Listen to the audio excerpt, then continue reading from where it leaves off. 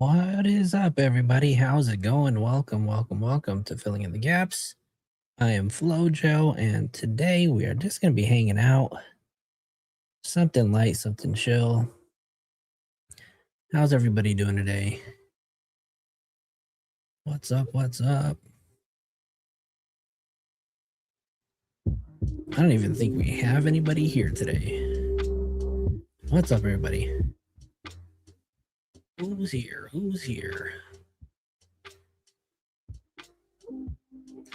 What's up, everybody? How's it going?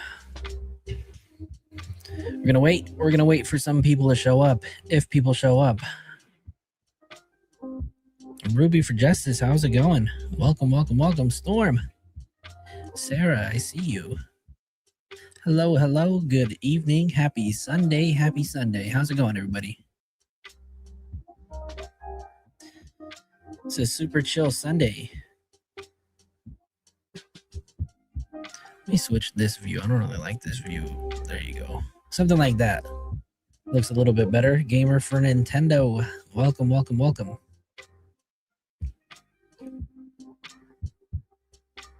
Gold Digger, how's it going? David is way guilty. It's Monday there already? Oh my lord. I'm good. Ruby, thank you for asking. Everything is good. Everything is great. Heather, y'all were talking about me? What? In the Discord? It's going down in the Discord, y'all. Mama Flo just set up a new game on the Discord, and she's been having the time of her life with it. Oh shoot, that's right, huh? It's Monday. Happy Monday. Gold Digger, I'm feeling good. I'm feeling great. Well, besides the fact that I can't do laundry, you guys, I'm so pissed. I was doing laundry and I came out to check on it like 30 minutes later, and I found that it was just leaking outside all over the place. So I had to call my landlord to come, schedule a time to fix it. But thank God I still have scrubs clean, because otherwise I'd have to call off of work tomorrow. I should have just called off of work, huh? But yeah, the washer is down at the moment, and I don't feel like going to, wet clothes, right? Definitely not fun. Heather, you didn't know that? Yeah, Mama Flo. Up, Sydney. You can never, ever have enough scrubs. You are right, Storm. You are right. But I'm poor. I'm broke. I can't afford figs like everybody else does, Be fashionable in nursing. I'm good with my Amazon scrubs. We're good with that. Dang, we have a low turnout today, but it's okay. I got you guys, and that's what matters. Yeah, I'm doing good. Sid, what's up, Sid? Don't mind Nightbot. Nightbot's in the house just flirting with you guys. No way. 50? 1100? Okay. Yeah, honestly, I don't really care, because sometimes I don't even wear scrubs. But I do need to figure out my washer situation so I can. So we can. Do we go back in time? I hope so. Going back in time is good, if you ask me.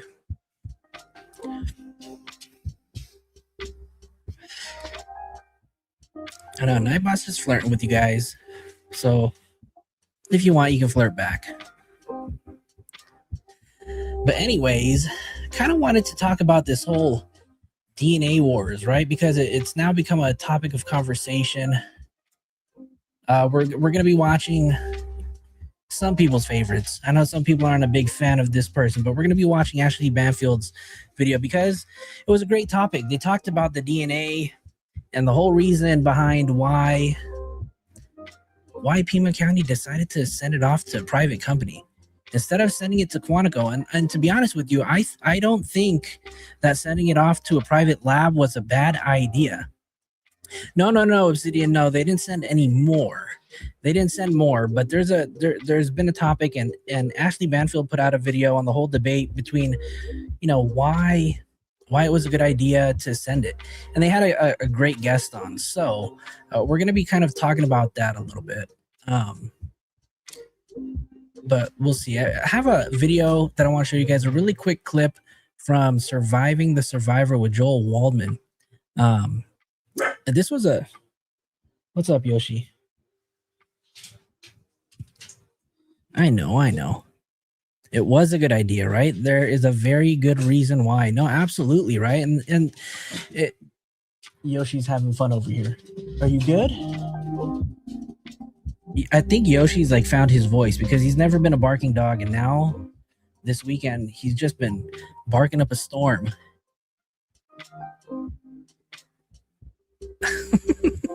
You're still blocked, Storm? Damn. I'm sorry. But yeah, you guys, we are entering what is this? So we're on day 57. Tomorrow will be day 58. And it's almost the end of March. We're entering April, you guys. Oh, Obsidian, you're not a fan because she's from Winnipeg? Yikes. Y'all Canadians need to get along. Y'all need to get along. So the whole debate between whether or not sending the DNA samples to Quantico or sending it to a private lab in Florida has kind of been a topic of discussion. Obviously, it's been a topic of discussion since it's happened. But I do want to take us back to a clip. And I don't know if anybody here watches Surviving the Survivor, but Joel Waldman had a great guest on who was talking about one of the reasons why. I want you guys to hear one of these reasons because honestly, I had no reason, or I had no idea as to why they decided to send it to a private lab, besides the fact that they wanted to keep all of their evidence kind of together, right, in one place. And I was talking to Chloe earlier, and she had mentioned something about, the cost of it, and sending it to the FBI, obviously, would have been paid for through the taxpayers, and sending it privately would have been, coughing up a lot of money for it. And, they decided to go spend a few bucks. So here, let me go ahead and share this with you guys. I want you guys to take a listen to this because I thought it was pretty interesting. Fully understanding, and now I do, and that makes a lot more sense. Now, and say that glove belongs to that guy on the porch. Yeah, and that's what I wasn't fully understanding, and now I do, and that makes a lot more sense. Now, Mac, to you, they're basically saying that the DNA could come back essentially any hour or any minute. Mm-hmm. What is going on behind the scenes? I mean, we know there's some sort of peeing match between the feds and Pima, and they're sending it to a lab in Florida. Should it, in your opinion, be going to the FBI lab in Quantico? But what does this mean? It should be back in any hour. What is? And mind you guys, this episode right here is not a new one. Okay, I think this was literally on like day 13. Okay, so this is not new.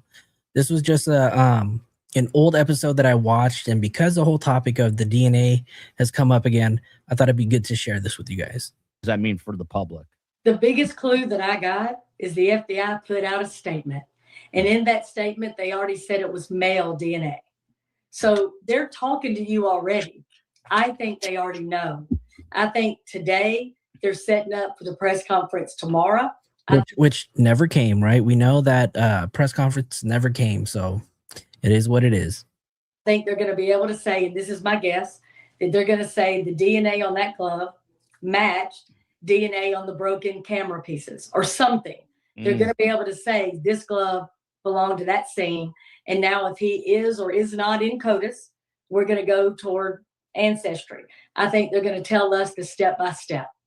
I think they played their hand because you remember when they put the tarps up and they said, we're going to come and tell y'all something in an hour. And then nobody talked to us at all. Yeah. Well, they didn't do that here. They just told us something they didn't have to tell us. So here's my 2 cents about the private lab. It absolutely should have gone to a private lab because of time. If there's a chance Nancy Guthrie is alive, we can't wait 3 months for something to come back. Labs at the state level and even the FBI lab cannot do what these private labs can do in 24 hours. And let me just break it down real quick. Yeah. Y'all, back in the day, we had to have about 1,300 cells to get a profile. Othram today needs 7. 7. And they can turn it around just like that. We saw them do it with Coburger. They got that done in a day, and it was Thanksgiving. How many cells did you say it used to be? 1,300. Whoa, and now it's 7. Wow. Okay. 7. And it used to be it would take 6 months. I mean, usually, y'all, when we sent something off for DNA, we just... That's crazy, you guys. 1,300 cells back in the days is what they used to need, right? Molly Wood, thank you for becoming a member. Welcome back to the Inner Circle. How's it going, Molly Wood? Oh, no worries, no worries. Welcome, welcome, welcome. But 1,300 cells, you guys, versus 7. That's a huge step in technology, right? Oh, is Dan here? What up, Dan? What's up, Dan? How's it going? Welcome, welcome, welcome. It would take 6 months. I mean, usually, y'all, when we sent something off for DNA, we just almost forgot about it and kept working, you know, the boots on the ground, old school, just pencil and paper. We don't have to do that anymore. And I think that's why you haven't seen the Guthrie family. I think that's why they haven't done a joint press conference. They're waiting. And I think tomorrow is the day. And so by that, we've learned that tomorrow came and tomorrow went, and that never actually happened. So Ashley Banfield put out a video. I don't know when she put this out. Maybe it was yesterday, the day before. And she had a guest coming on here to talk about this whole ordeal. So we're going to go ahead and get right into that. Dead serious. I'm Ashley Banfield. Thank you so much for joining. Don't forget to been using and proves that the stuff they've been telling me is accurate since day one. And so she's gonna brag. She's gonna boast a little bit, talk about how all of her sources were correct, right? The news today, she's wearing a flannel. She's wearing the flannel, y'all. Savannah dropped is interesting. It has to do with when she's getting back to the Today Show and how she feels about it. I also have news that I've learned from my sources. I've spoken to a couple of them today. And one of the fascinating things that I've learned is that the DNA lab in Deerfield Beach, Florida, it's called DNA International. Please don't, shit on them because they're... Oh, by the way, you guys, sorry, I do apologize. If you guys are on the vertical live, you guys do have the option to come to the landscape live. So if you don't like your view, click on my profile, click on live, and then choose between the two, because there's 2 streaming. We're also streaming on Twitch and streaming on Kick. So you can find us on Twitch and Kick, Flojo TV. So if you guys are on there, go follow. They're great. Like everything I've heard from people in the industry, DNA industry, and the forensics industry, have all said that this is this lab is celebrating 2 months as a member. Thank you for supporting the channel. It's the shit, man. It is no joke. And that they have solved some incredible crimes in the past. And we've even done work on it on our prior episodes, talking about the particular cold cases that they've been able to solve. So everybody who knows DNA has great things to say about DNA International in Deerfield Beach. What I've learned is that lab has agreed to do a rush job for the Pima County Sheriff's Department with regard to the Nancy Guthrie investigation. So that's great. Right? Because this is a big case. All eyes were on it. 400 agents were working on it. That's not the case now. But what's up, what they're working with, from what we understand, is a partial DNA sample of male DNA that is not familiar to Nancy Guthrie or her circle, but was found inside her house. Do we know that it's the guy? No one's saying that. All they're saying is that they found this DNA. They won't say what it is. Like they won't say if it's one of those really rich kinds of samples, which is blood, semen, saliva, those kinds of things. It's just male DNA. And who knows if it's the male, the one we're looking for. Speaking of male DNA, when was it? On Friday, I was talking to Chloe and I was telling her that I was going to do my due diligence and do my research and study up on some of the cases. And I finally sat down and spent the time researching the Idaho 4 case. And so that's definitely something that I will be, discussing on some of the lives. Obviously, I'm a few years late and have a lot of catch up to do, but I will say, my Lord, that case was crazy, right? And so, yeah, I've watched a ton of documentaries and a ton of videos this entire weekend. So if I wasn't I wasn't on live, it's because I was doing my research on this. And I don't know, maybe I'll have Dan from the Drunk Turkey Show come on up and do a panel with me, because I know that he's been talking about this case since the beginning. But yeah, I definitely think that I have a ton of questions too, right? So I think it's worth us, doing a show on this. What do you guys think? Type 1 if you guys think that we should cover that, or just kind of talk about it during a live. The suspect. It would be so much more optimistic about this if we knew it was the suspect. If we knew it was the suspect, we just need to know who he is. I would be more optimistic. But we may get all the way down this road only to discover it's somebody who was in her house before and should have been there, So anyway, what else I have discovered about DNA Labs International, and this is from my law enforcement source. All right, Dan, that's awesome. We definitely have to plan it because I spent all weekend watching as much as I could about that case. And man, my mind was blown. On the Guthrie case. They're using high-tech methods like DNA technology that wasn't even supposed to roll out until next year. So they're pulling out all the stops for the Guthrie case. Anybody who's had criticism about Nanos using this lab and should have used the FBI lab at Quantico, I don't think it's founded. I think this is a smart move. And I'm not, me, I'm pretty critical of this sheriff and some of the dumbass things that have been done in this investigation and the stuff he said that doesn't match with other stuff he said, or going back on his word and changing his story.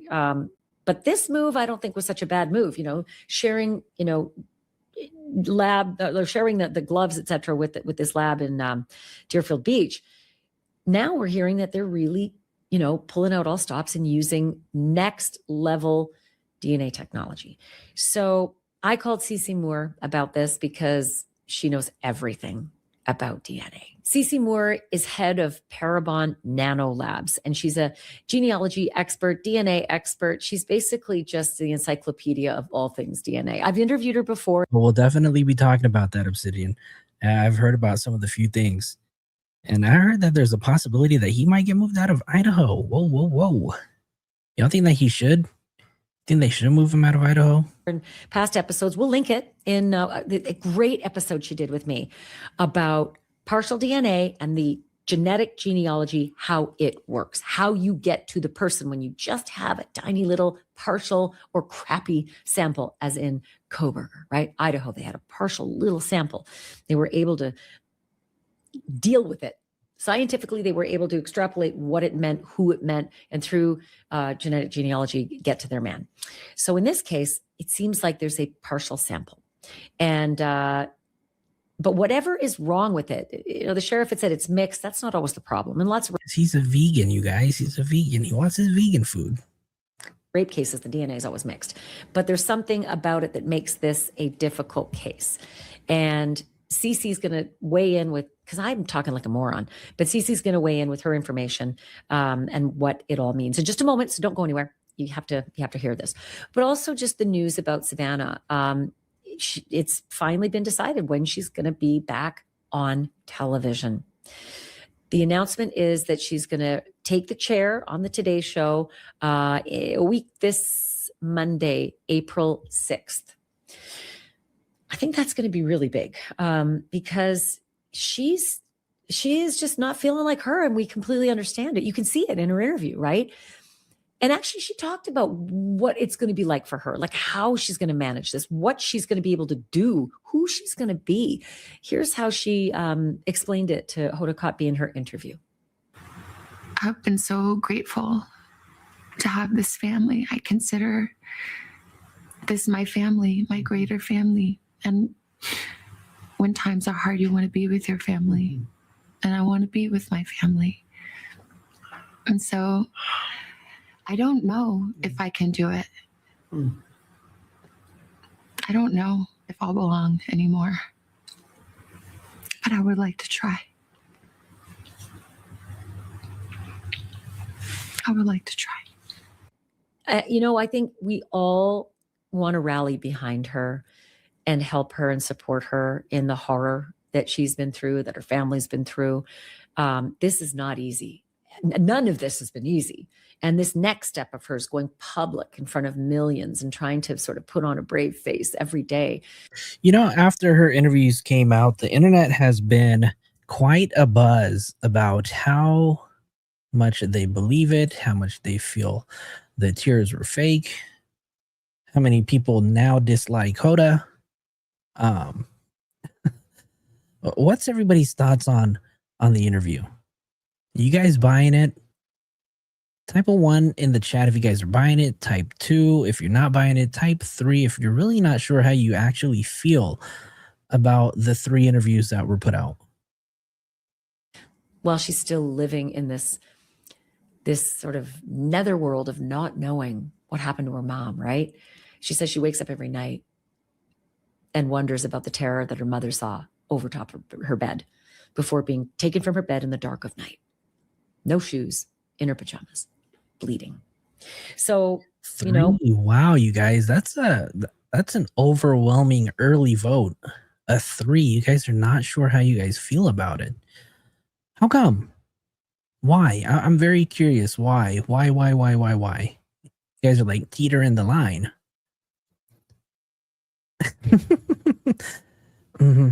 Yeah. You weren't feeling Hoda? You weren't feeling her responses? we all wish her well. And I think everybody also wants this solved. 1-800-CALL-FBI. 1-800-CALL-FBI if you know anything, even small. Quick note from my sponsor, Let's Face It. I cover some of the darkest crimes out there. But let me tell you, some of the scariest stuff is happening right behind your screen. Okay, yeah. We're not doing no ads here. Keep it rolling. Obsidian said, I do believe Savannah, but I'm still sketched out by her siblings and stuff at the same time. I just don't know. This one is really hard, right? Because the mom of America has been abducted. And Savannah comes out and does an interview. And I don't know where I saw this, but then I saw in an interview, they were saying, the guest speaker was saying, if she cries too little, she's going to seem suspicious. And if she cries too much, she's just asking for attention. And so she's kind of damned if you do, damned if you don't, right? And I don't know, this one's tough. This one's really, really tough. And like Obsidian said, I kind of feel the same way, right? I believe Savannah, but still, siblings still kind of sketch me out. I don't know. I kind of agree with that too. Online, people getting all fussy about this. There was an arrest made today. It was a Pima County Sheriff's deputy from the department that's investigating the Guthrie case. Somebody who's been arrested. Oh, and then I heard that Savannah is actually returning to the Today Show on April 6th. Are you guys going to be tuning in to that very first episode in the morning? I know it's going to be widely broadcasted and televised. So how do you think it's going to turn out? Think it's going to be one of the highest rated shows, morning shows, when she comes back? And fired. Kidnapping charges. Yeah, I know your first thing goes to, oh God, kidnapping charges. Whoa, are they looking into him for the Guthrie case? That's what everybody's saying. They're even putting the picture of the suspect and this sheriff's deputy. It is not related, full stop. Okay. It's not related. His name is Travis Reynolds. I think he's 22 years old. If I saw correctly. Yeah, 22 years old. So arrested, facing charges of kidnapping, fired following the announcement. The Pima County Sheriff's Department confirmed. And here's what I can tell you. He is accused of sexually exploiting and soliciting a woman that he had under arrest, according to the court documents. Yeah, Heather, I watched the Amazon documentary on the Idaho murders, and, that whole documentary kind of put things into perspective, right? How the internet, the TikTokers, YouTubers like myself kind of pick apart every little thing, right? Doesn't matter if it's an interview or a little clip, but yeah, I mean, the internet, is kind of undefeated when it comes to that. So people are still going to pick it apart. I think even after they determine, if she's found alive or if she's dead, if she was murdered, even after the kidnapper is caught, if he's ever caught, people are still going to point fingers at whoever they believe is a suspect, right? Complaint is apparently backed up by some partial video, I think, as they say. Yep. Some evidence that's video, a witness statement, and apparently some kind of non-denial, it seems, from the deputy himself. He's accused, he's not convicted. A lot of this information coming from TMZ. The prosecutors say that a female victim told the authorities that she was afraid of the deputy because of the, quote, power dynamic between the two of them after Reynolds, the sheriff's deputy, allegedly called her hot and shared a vape pen with her while... Yeah, that was crazy too, to hear about that Pima County sheriff's deputy that was arrested. He thought that he could get away with it, huh? Take her to a hotel, offer a few things. Man, that guy was really reaching, huh? Transporting her to the Pima County Jail. That's, of course, in Tucson, Arizona. He allegedly offered to help her with her case, saying that they could, quote, go to a hotel and have sex, end quote. The woman claimed that the officer showed her sexually explicit videos and kept her in the car for a while. The court report also says that Reynolds, quote, eventually got her out of the vehicle and demanded that she show her breasts before bringing her into the station, again, allegedly. The video surveillance from the Pima County Jail apparently confirms part of the account, according to TMZ. And the deputy, Reynolds, stated in the complaint that he may or may not, this is a quote, may or may not have discussed having sex with the alleged victim or shown her sexual videos. So that doesn't look good. Yeah, and if there is anybody out here that is watching this and hasn't caught up on the Idaho 4 case, Amazon did a really good job putting this documentary together. It's only 4 episodes, so I do highly recommend watching it. I binge watched it all in a night, so it's possible. It's possible. You guys should definitely check it out. For that deputy, that's for sure.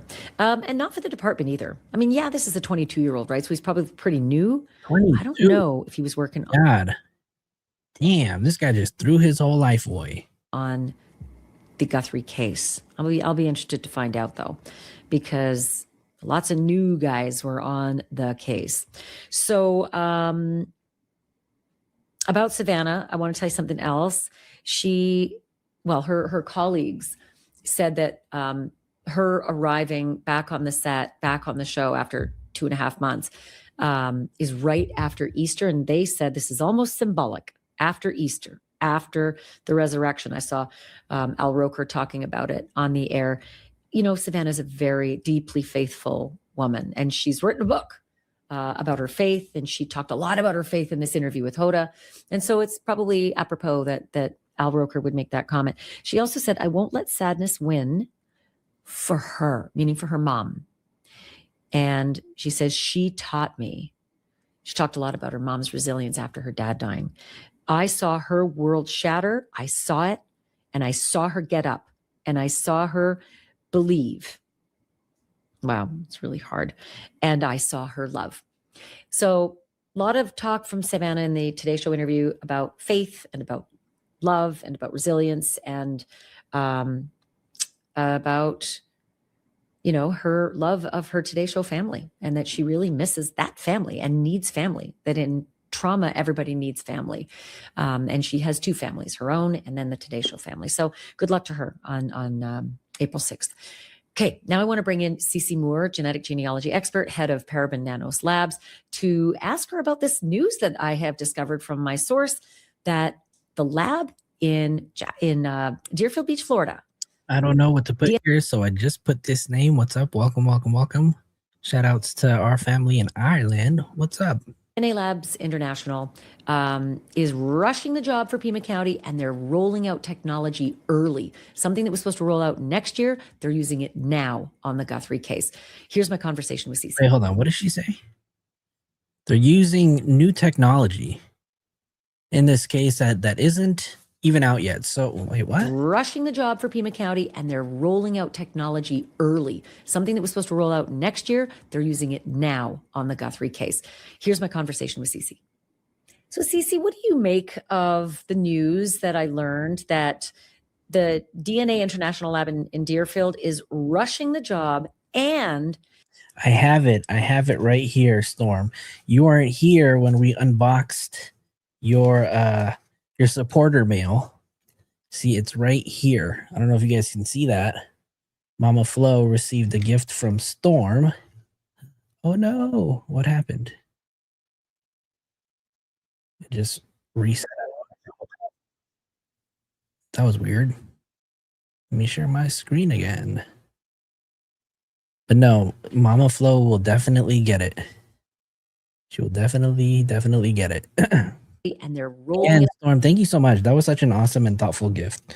We appreciate that. And in case anybody wants to know, we have set up a P.O. box. So that way, in case anybody wants to send any treats or some snacks to Yoshi, he would definitely love.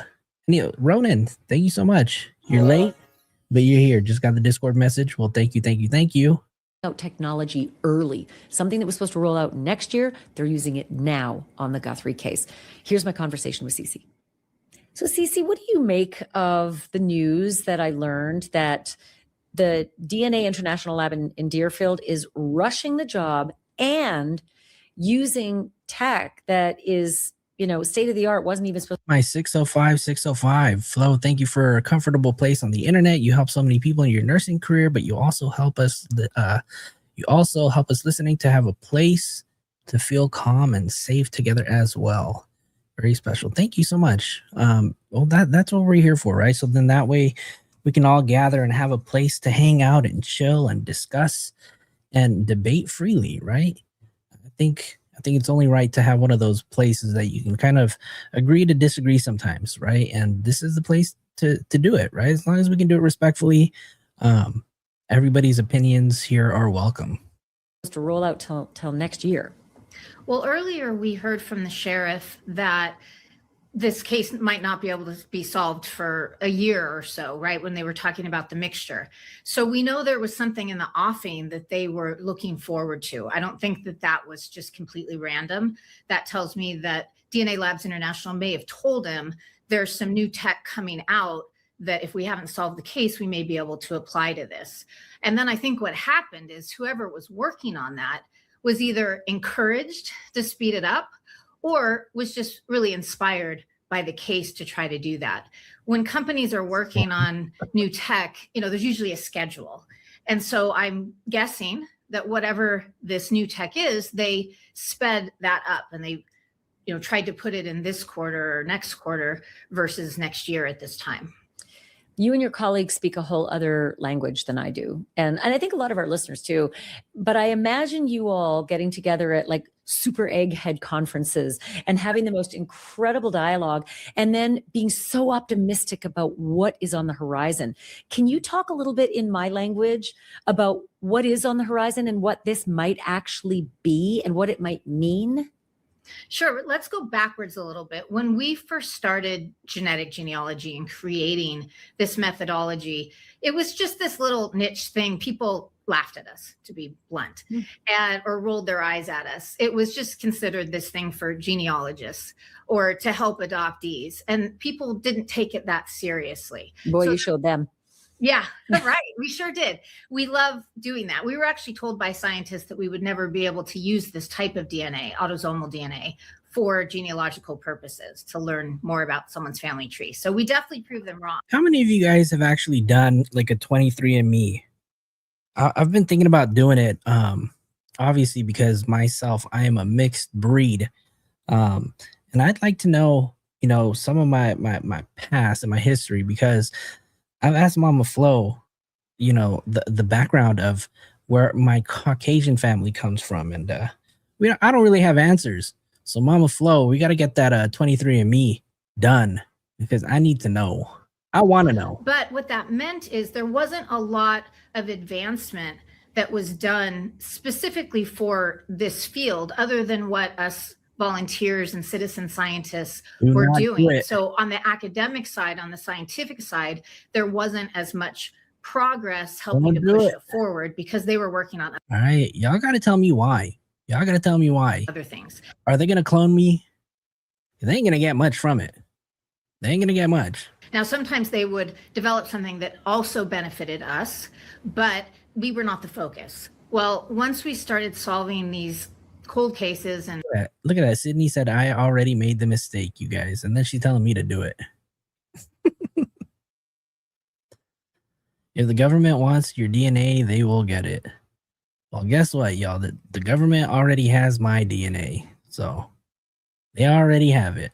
high profile active They've cases. got my fingerprints and all, right? As a professional, we have to do these things, especially when we get our license. We have to do these things called live scans. So my fingerprints already with the FBI and the DOJ. So it's not much you can hide. This is like the Koberger's case with investigative genetic genealogy. Suddenly there was a lot more attention and interest in what we're doing. And so I think that sparked a lot of advancements that we hadn't seen previously, and they've been moving at a really rapid pace. So it's always difficult to predict what's coming unless you're the person working on them. But That's true, Ronan. I did hear that they went bankrupt, right? So the government buying them out or what? You're Irish and that's pretty much it? See, I asked Mama Flo what I was, and she said Irish too. But I don't know. Maybe Mama Flo can tell us more in the chat, because all I know is I'm half Filipino and then the other half is white.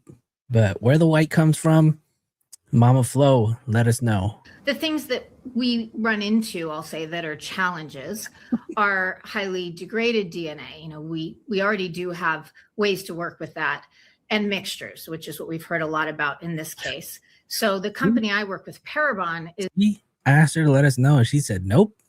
She's just gonna leave us all in a mystery.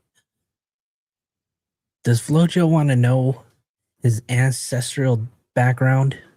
Should he find out? Let me know. really expert. They are expert in working with mixtures. But what has not been developed successfully yet is using whole genome sequencing for mixtures. It's been on this other platform. Like when you spit in the tube and mail it into Ancestry, they're using something called a microarray chip or a SNP chip. That is the platform where it's easiest to separate out mixtures, called deconvolution. And so my guess is there's a lot of work being done on trying to deconvolute or separate out mixtures, different people's DNA, using whole genome sequencing. Well, there's where I get confused, because honestly, with all of the rape cases and all of the messy murder scenes, all I've ever imagined is mixtures. And all I ever hear in court is mixtures, but they seem to talk as though it's not, an impediment to solving a crime. So what kind of mixtures are you talking about that are an impediment? Well, there's simple mixtures where you have two people's DNA and the person you're trying to identify is the majority. Say the suspect, the rapist, is 90% and the victim is 10%. That's really straightforward because you have the victim's DNA. You can extract out that DNA profile and you're left with this majority suspect profile. When you are dealing with complex mixtures, that either means there are multiple people, 3 or more, or the person you're trying to identify is by far the minority. So the scientists where I work at Parabon can go down to 40%, which is actually pretty groundbreaking. They can deconvolute or separate out the perpetrator's DNA if he's at least 40% of that sample. But if you have So Parabon Nanolabs is a Virginia-based DNA technology company specializing in forensic services, genetic genealogy, and DNA phenotyping to identify suspects or human remains.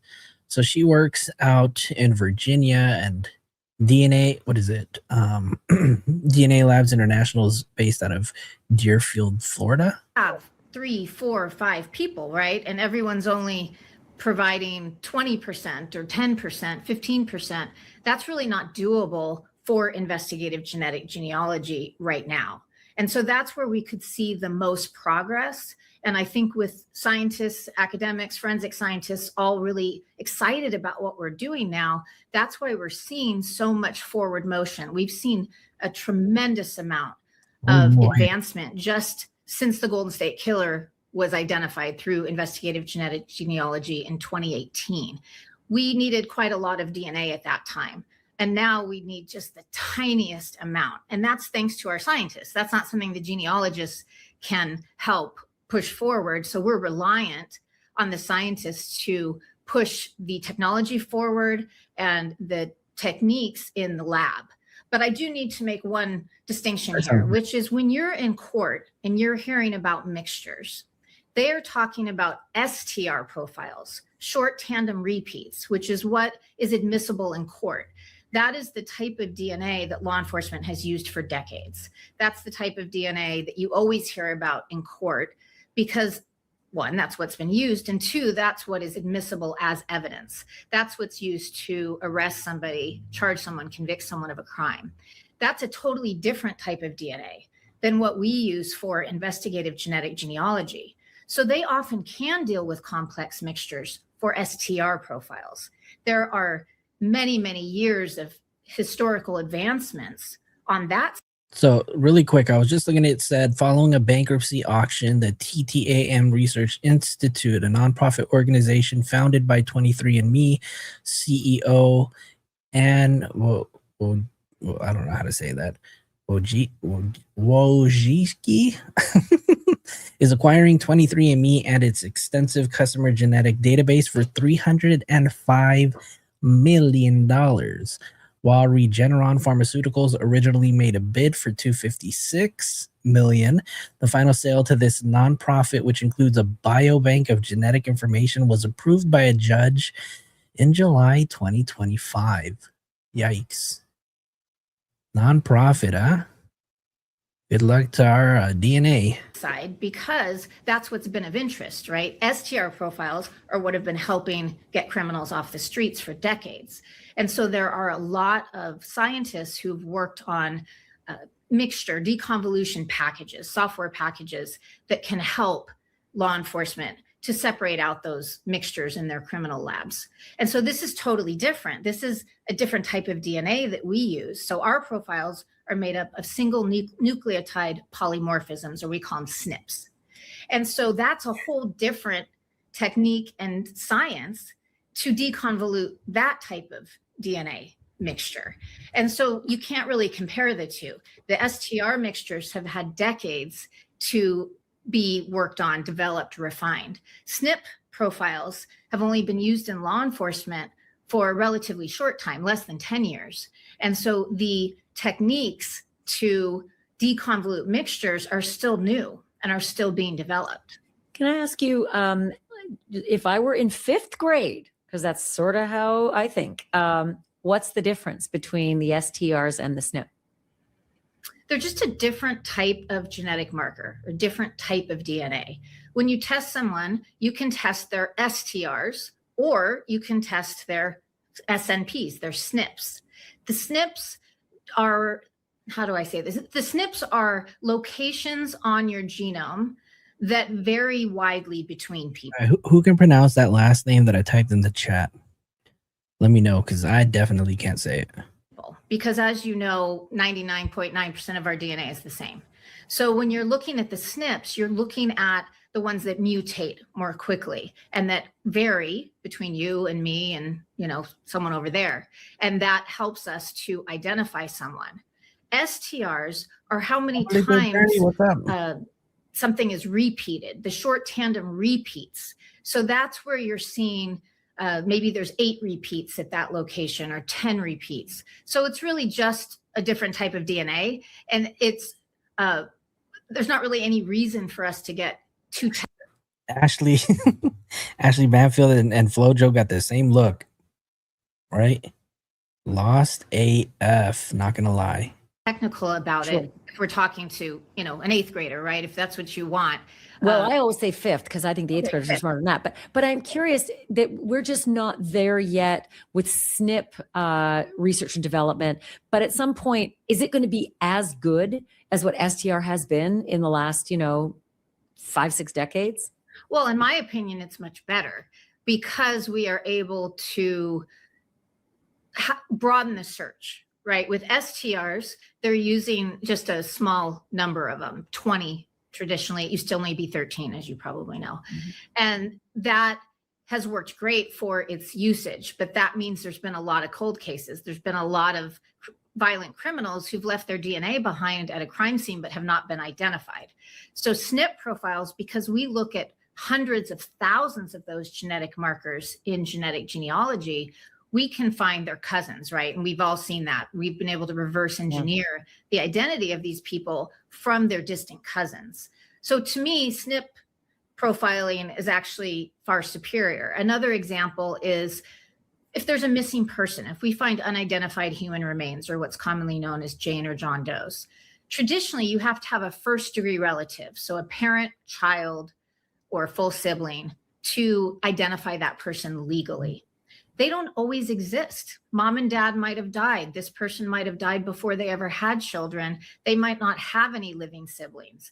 And so now we're able to use SNP profiles to close those cases, not only to identify that unknown individual, but then to have the medical examiners rule it's legally closed. That legal identification has always been through STRs. And so a lot of those cases just sat, even if they thought they knew who it was. Now, if we write up these very conclusive reports using SNP profiles, saying we've got a first cousin on each side of this person's family, for instance, or we have their maternal aunt, some medical examiners are willing to take that now in addition to the other evidence to close those cases. So it really just broadens what we're able to do with a DNA profile. And so I think we'll be moving more and more towards SNP profiles in the future. Shout out to the boss bitch. That's right, you guys. We have been talking about getting some merch for the channel, you guys, and with your help, we have set goals, because I hear it's good to set goals, right? But yeah, we set a small goal, so then that way we can consider getting some merch for you guys. So then that way we can start doing some giveaways, and I don't know. But you guys let me know if there was some type of merch that you guys would want to see. What do you guys want to see? Some shirts, some hats. I know I see a lot of people doing mugs. Y'all tell me, because I would be designing all this stuff myself. That's what I do. Sure, it's so ingrained in law enforcement and the courts to use STRs. And so I don't. What's up, Teresa? Welcome. Celebrating 1 month as a member of the Inner Circle. Let's go. See them moving away from that soon or totally. But I think SNP profiles will be used more and more. And we've seen that even. We had a case where we were able to narrow it down to twins. And that was as far as we could get because they had identical DNA through traditional methods of comparison. So their STRs were exactly the same. But Dr. Janet Cady, one of our brilliant scientists at Parabon, was able to find novel mutations, so small differences in the full genome of this person, looking at their SNPs. And she was able to say, it's more likely this twin than this one. And the court accepted that. I'm so mad that the cash emoji doesn't work on StreamYard. But I'm looking at it right here on another tab. That thing's so hilarious. Did you guys see? I'm sorry to go off topic, but did you guys see that video that came out of Spider Cash doing a dance? Man, that shit was funny. That shit was funny. As identification for the very first time in history. This just happened a few months ago. And so once courts start accepting SNP profiles for identification, that changes the game. And we've seen that a couple of times now, also with rootless hairs that didn't have an STR profile. We recently saw that. I'm going to get back to a rootless hair in a moment because that's on my mind about what's going on in Florida. But back to the Egghead Conference where you guys all talk about stuff none of us understand. If you had to wager a guess on what kind of tech they're working on, that they're going to roll up next year, what would it pertain to? Not suggesting we know what the tech is, but where's the real... Thank you, Amber, so much. Thank you so much for your $4.99 super chat. Flojo merch, let's go. Friction point in your industry where everybody's trying to get this piece of the Holy Grail. Like, where do you suppose that might be? I think it must be the mixture I know, deconvolution. half a honey bun. That was a half a honey bun. And I Good think Lord. there's two reasons for that. Oh, there's- we were just talking about it, Ronan, and guess what? The boss bitch just dropped the honey bun. Damn! Shout out to the boss bitch for your $100 super chat. Dear Lord, thank you so much. My God, why me? What? Damn! Very generous of you, the boss bitch. Thank you so much for supporting the channel. You've been a long time supporter of the channel, so we do appreciate you supporting. And we're definitely gonna have to get some Flojo TV merch after this. really only two options that I can see, and that would be a more advanced software package to work on more complex mixtures, or some type of equipment that is really sensitive that can pick up tiny amounts of DNA. But we've already seen tremendous advancements in that area with the MVAC, for instance. And in this case, it doesn't seem as relevant to me because if you're picking up really tiny amounts of DNA or finding really degraded DNA, that's less likely to be relevant in an active case like this. And you're much more likely to get someone's DNA who is not your suspect. And so if this is something they're really excited about, to me, that leans more in the direction of the mixture issue. And this is, such an issue in the field. We've had a lot of success solving cases with mixtures because we get them all the time with sexual assault cases. But I wouldn't say that that's been true across the whole field. We've definitely been a bit ahead of the game because of our really brilliant bioinformatics scientists at Parabon. And they had a jump on others because they started working with mixtures way back in, I think it was 2014, when they pioneered using SNP profiles for forensic purposes because they were using SNPs to predict someone's physical traits. When you see those images that are created just from the DNA, the hair color, eye color, skin color, shape, face, that's using SNP profiles because you need more information. Shout out to Obsidian for that $6.99 super sticker. I appreciate you, Obsidian. Shout out to Obsidian. Shout out to Strategic Eyes. Keep up the great work you guys do. An awesome job over there at the channel. From the DNA than you can get from an STR profile. So they started working with those before investigative genetic genealogy was even a thing. And so they had kind of a jump on everybody else. Hey, quick note from my sponsor. Nope, we're not doing that. Not. We're not sponsored over here yet, yo. One day we'll have a sponsor, you guys. When Flojo puts out more content. Sounded interesting to me in that I didn't expect it. The mixtures that are too tricky to solve are when the you can't even see the super sticker. It just says super sticker. I'm looking at it over here. It says incredible. Thank you so much, Obsidian. Appreciate it. contributor is 40% or below. Is that what you said? Yes. Okay. That seems like a lot to me. But 40% isn't? I think we are able, as I said, at Parabon, they're able to work with 40% or above for that perpetrator. For a case like this, I'm sure they would try if it was, say, 30%. They would, because they're making advancements all the time with what that still sounds like a lot, though. Like I was thinking, oh, well, if it's only 0.01% of a contributor, it's too hard. But I mean, 30 to 40% to the layperson, that's like really surprising. Oh, shoot. I just realized that I missed a Cash App, too. Shout out to the boss bitch for another Cash App donation. Damn. We are sponsored by the boss bitch. So shout out to the boss bitch for supporting heavy. That was that was another honey bun donation on Cash App, yo. That's crazy. Man, the boss bitch, save your money. Save your money. Knowledge. Parabon's the only one who will even work with a 40% mixture. Most labs, or all the other labs I'm aware of, say at least 50% or more. And so you'd probably be surprised if you went to one of these labs and said, I've got a mixture that's 50-50, they might even say no. Because we've had a lot of people come to us who had been turned down other places. Teresa, again, thank you so much for your $5 super chat for merch. There you go. You guys, we're really gonna have to do this, y'all. We're gonna have to do it just because of y'all. If you guys want it, if you guys really want merch, let me know, because we will definitely do something and make something that no, obviously that you guys will like, right? The issue is if you are going to perform genetic genealogy, right, you need those, at least the majority of those SNPs, those genetic markers, to be from your unknown suspect. And so if it's a minority of that mixture, that becomes more and more difficult. We can work with, quite a few of those missing. I've helped, like the Angie Dodge case in Idaho Falls, Idaho that I worked on.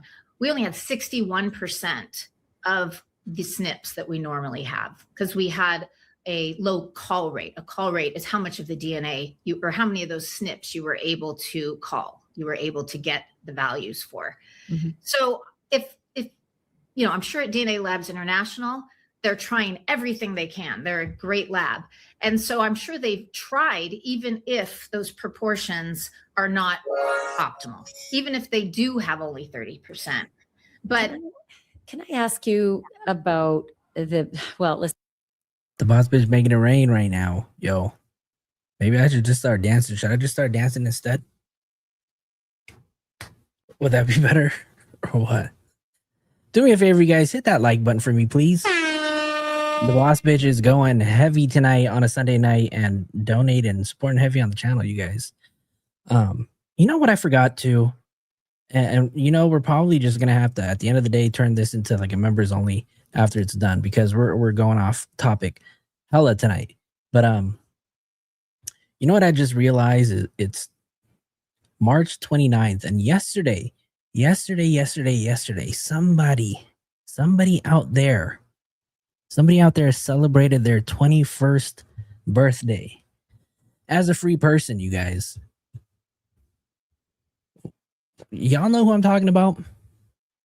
I feel like we should probably talk about that too, right? Because we haven't really talked about this in a while, but somebody out there turned 21 last night on March 28th and they are still walking free. And I'm going to ask you to read some tea leaves only because I cannot imagine what sort of mixture they got. We are unaware that there's blood or semen or anything like that those are the big obvious ones in everybody celebrating her birthday. Teresa said her son it's your son's 34th birthday, and then Ronan's wife celebrated her birthday. Well, shout out to y'all.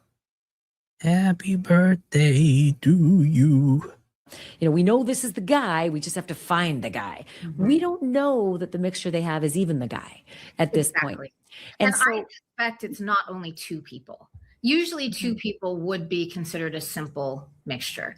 It's when you get three or more that it's complex. Now, as I said, if your perpetrator was only 10%, you've still got a challenge. But complex mixtures implies there's three or more. So I think there could be four people. Where do you find things like, where would you find mixtures like that? Because I'm thinking a toothbrush has one, unless someone borrows it. I'm thinking a Kleenex has one, unless somebody was rooting around in the trash. Where would you find a complex mixture like the one they might be sampling right now? Well, I think it's, transfer DNA or what's commonly known as touch DNA. It is. Yesterday was my mom's birthday. Well, happy birthday, Mom. Who else is celebrating her birthday? Come on, y'all. We're doing birthday shout outs now, you guys. Sorry, Mommy. Okay. Well, hello, Mommy. Something that was touched, probably with that glove after he took out the bite.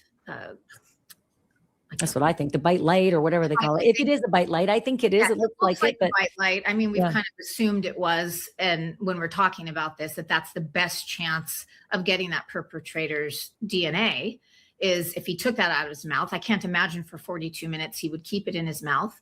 So then if he touched somewhere in Nancy's home where many other people had touched, like say a doorknob, for instance, if he touched a doorknob with that glove, it would have some of his DNA on it, even if he just scratched his nose or adjusted that mask he had on. And by the way, people do that. They put gloves on and then they still touch their shit. They touch their steering wheels. They touch their car seats. They touch their seat belts. They touch their car door, maybe even their own door. So yeah. And then they touch them and they scratch their face or their, I mean, yeah, even like with Koberger, right? He was so careful, but then he left a sheet that he had touched the snap, right, without gloves. And so Look, it's funny that they just talked about this because we talk about this in nursing school. Every time I teach my students about infection control, right? And I always tell my students that on average, a person touches their face roughly between 16 and 23 times an hour. So if you multiply that by a day, right, that could be anywhere between 250 to 400 times a day. So I want to know, how many times have you guys touched your face today? And shout out to Gold Digger for gifting a membership. Who received that membership? Thank you so much, Gold. Appreciate that. Tony 300 just received a gifted membership. So welcome to the inner circle.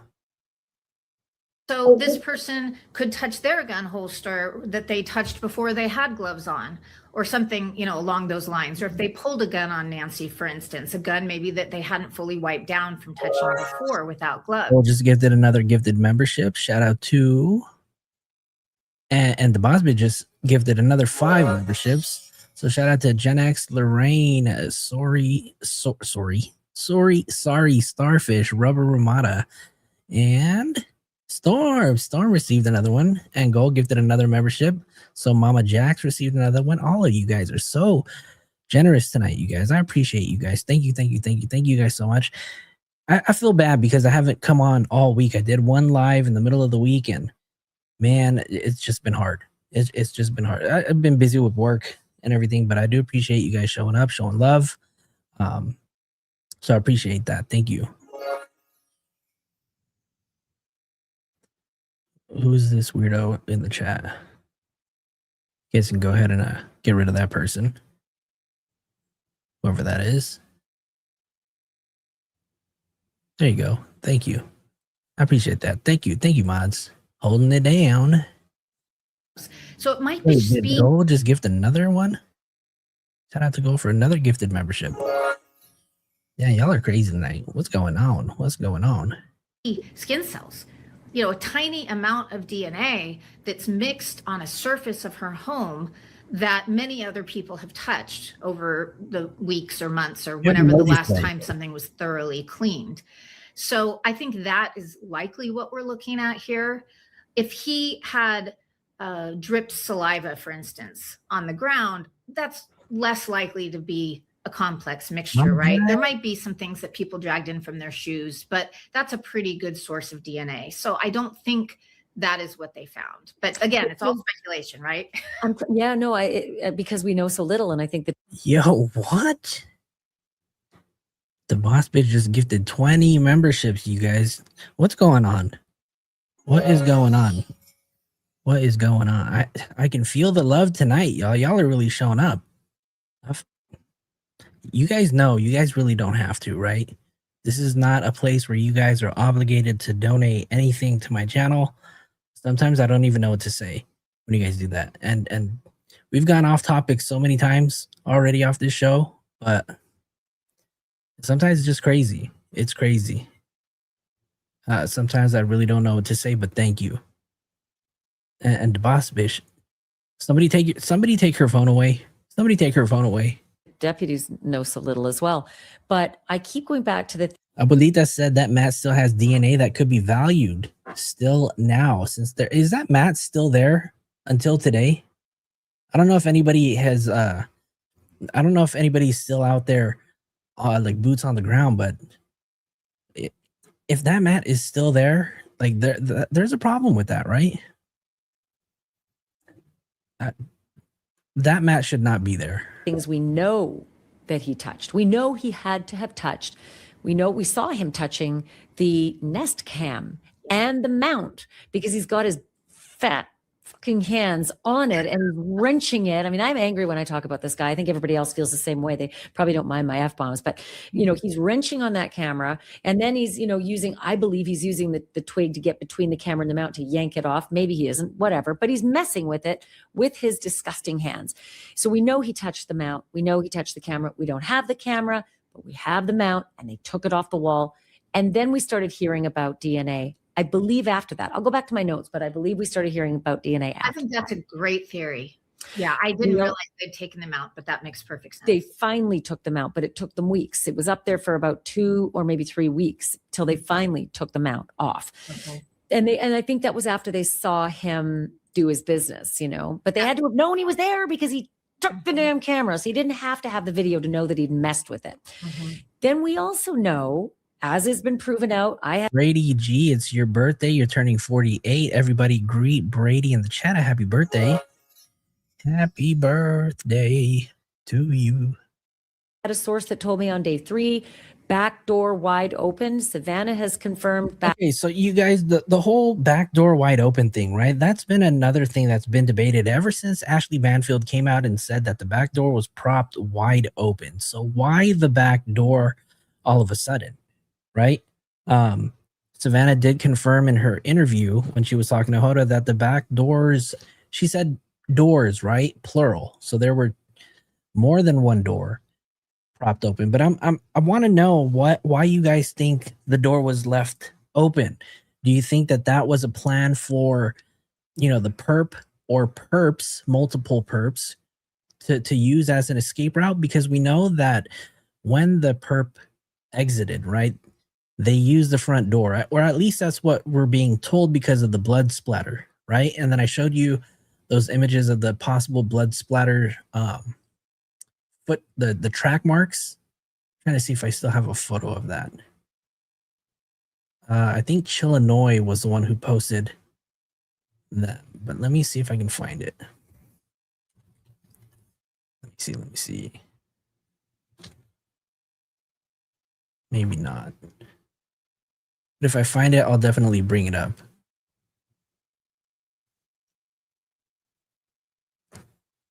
Once a door is opened, additional touches is more of a risk for leaving DNA behind. There you go.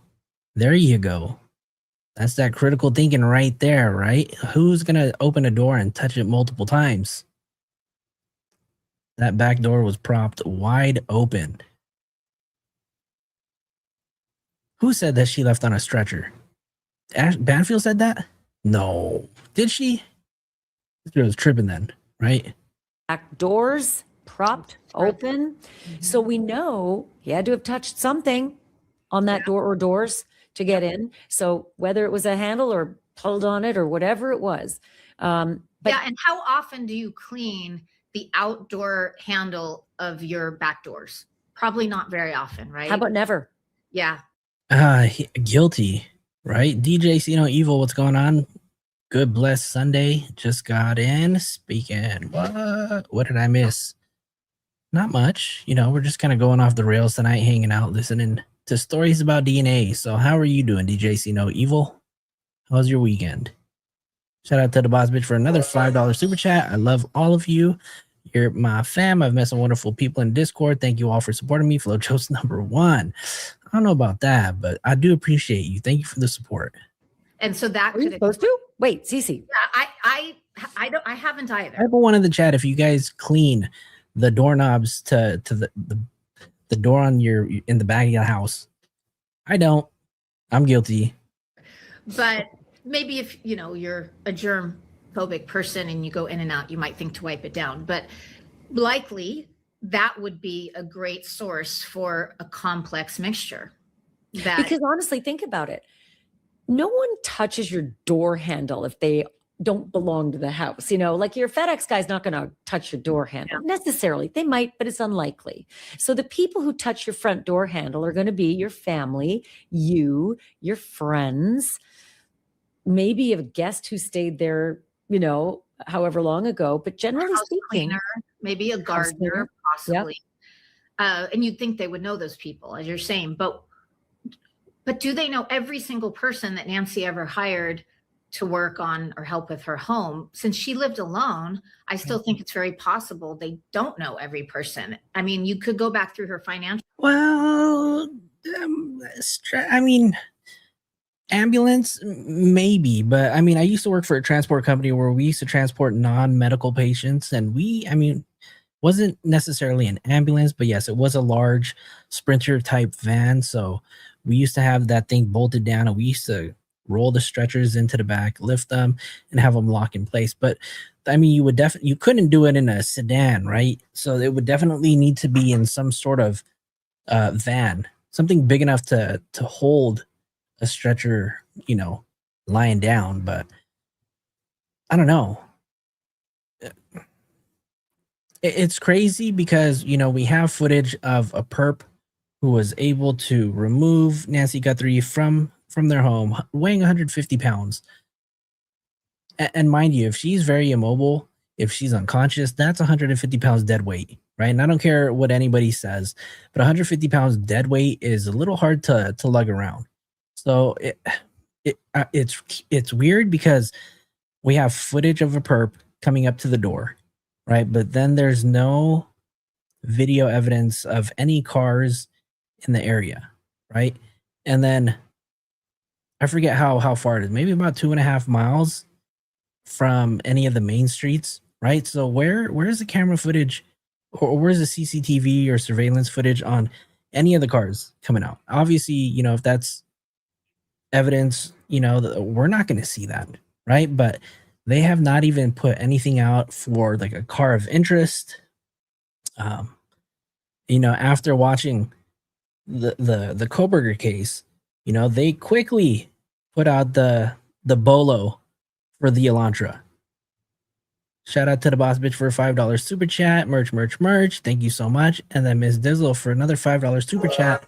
I think we're gonna hit our goal tonight, you guys. We're definitely gonna hit our goal. So it looks like we might be one away. So thank you guys for all of that. We are going to get some merch. We're gonna have to, you guys. But I forgot what I was saying. The Koberger case, the Elantra, right? They definitely put out that little be on the lookout for the Elantra, and even though they had the year wrong for Koberger, they were still looking for that white Elantra. We haven't heard anything about a car to look out for in this case, and it's weird. Records. Hopefully there'd be checks or something, but maybe she paid with cash sometimes. And so maybe they've got 2 unknown males. I think they have to have at least 2 unknown males, because if not, they could pull the Y chromosome. So the Y chromosome is the DNA that men get from their father, who got it from his father. And you could learn a lot about this person's background, even if you couldn't identify them, from that Y chromosome. Ronan. Shout out to Ronan for your $5 super chat. Go! We just hit our goal, you guys. Thank you guys so much. I do appreciate that, you guys. We are definitely going to have to look into getting some kind of merch. And I don't know. What's the first thing you got to do to look into that kind of stuff? I don't know, but we will definitely be looking into it. So thank you guys so much for everything that you guys have done so far to help support this channel and get it to where it is today. I do appreciate all of you guys' support. So merch it is, you guys. We got no choice now. No turning back. And maybe they've done that. It can often tell you the surname of a male because that Y chromosome is passed down in the same pattern as surnames in many population groups, but not all. And so, for instance, the Hispanic population group, they take mom's and dad's last name and they have a different naming pattern. So it probably would. Right, Austin. Are there flock cameras anywhere, right? Well, we haven't heard a single thing. Nothing, right? It makes sense, though. They might just pushed her into the van with the stretcher, and I could imagine she was restrained on it like they do in the ambulances sometimes. Yeah, I mean, they definitely do, right? I know when we put patients on a stretcher, we have about like 5 straps that we have to put on a patient. So if she was in there pretty tightly, right? Let's see. In the neighborhood, it's wealthy neighborhood, so wouldn't be surprising. Yep. Gold Digger said pool maintenance comes through our side door, so their DNA will be on that door handle. The air conditioner serviceman comes through your front door. Their DNA is going to be on the doorknob. Landscape services the same. Yikes. Yeah, there's going to be a lot of DNA on those doorknobs then, huh? See, I got nobody here, just me and Yoshi, right? So ain't gonna be no other DNA in here but mine and my dogs. Give you their surname if it was a Hispanic person, but if it was Yeah, actually, you know what? It's funny because I used to before actually when I get my studio up and running and the way I want it to be, because some of you guys may not even know, but I'm a artsy fartsy kind of person. Before I even got into like media, and music and nursing, I used to do a lot of crafting. And in this studio right over here, you guys can't really see any of it until I turn off my green screen. But I have um, a whole shelf here, and I do a lot of tufting. Has anybody ever heard of tufting? Tufting is a type of I make rugs, not rugs with the D, right? But I make rugs out of yarn and a tufting gun. So I don't know. Maybe I'll show some of you guys in the Discord. If you guys are in the Discord, you guys have probably seen it in the art channel. But some of the things that I do are some of the rugs. I don't know. Maybe I'll make a FloJo TV rug. But those are very time consuming and they can run very, very, very expensive sometimes, depending on the type of material. So, but yeah, that's some of the stuff that I do. I don't know if I have any photos of any of them, but I'll show you guys one in a bit. Let me just find a photo really quick. Somebody who had deep roots in, say, Northwest Europe, I'm looking again. very possibly could get their surname from that Y chromosome. And sometimes that works in cases where there's nothing else to work with. So I suspect they must have at least 2 Y chromosomes, or they would have already been going down that road and probably already told us at least the population group that person's father's line comes from. So let me ask you if presumably Nancy's daughter Annie and her husband Tommaso, they're going to use that door in their regular course of interaction with their mom and mom-in-law. And then, of course, Nancy's going to use that front door, maybe a couple of her friends. And I assume the police have gone and they've gotten the DNA from her direct circle of friends to compare it. Mm-hmm.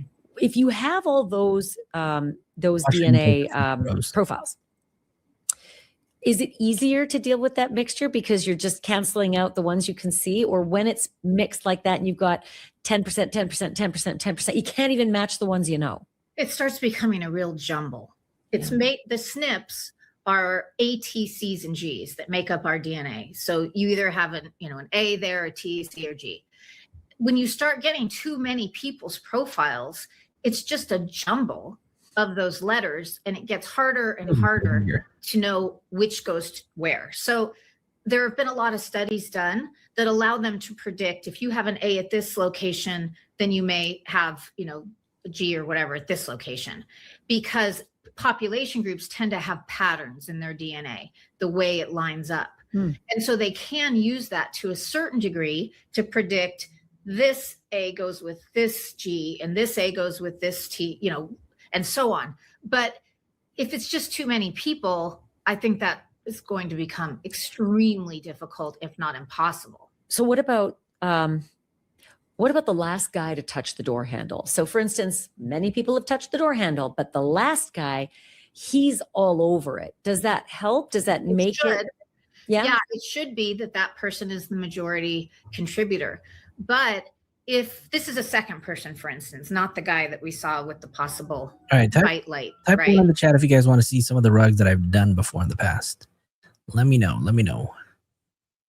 Who hadn't touched his face yet, or had just a tiny amount of his DNA on the outside of those gloves, then there's probably not going to be much of his DNA there. So even if he's the last one.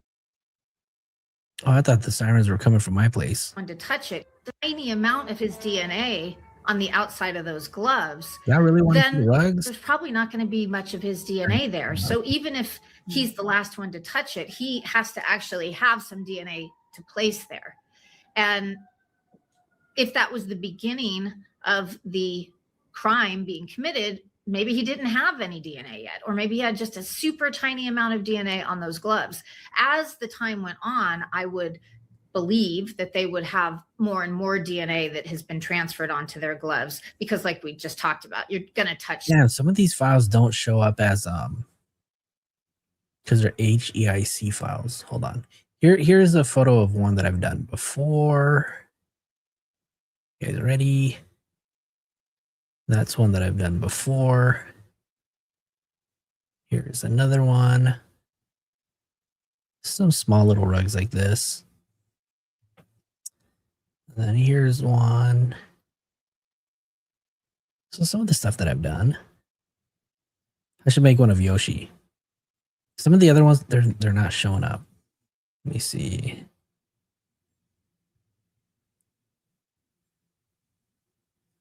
Let me see how I can open them.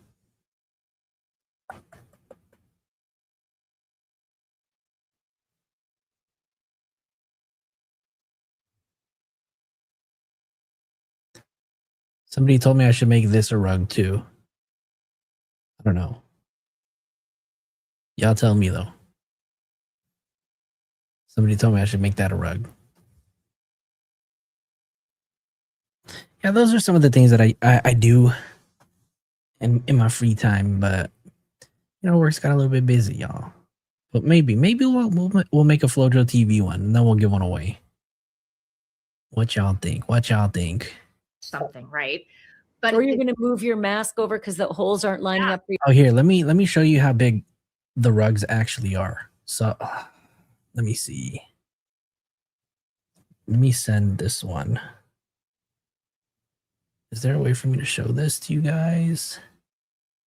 Photos. Let me see. Let me put this here, and then let me share. Let me see. Sorry, we're going off the rails tonight, so whatever. It is what it is. Let me see. Where is it? They're not gonna let me. Here, this is what I can do. Sorry, y'all. One second.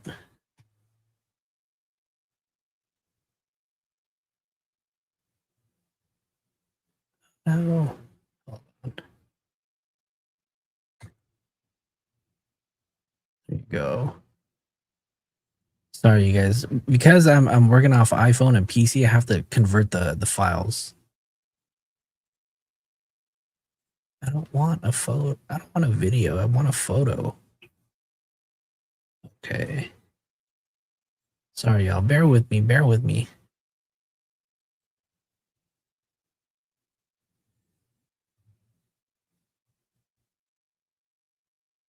I don't know how this works. I have to say forget it, y'all. Hold on.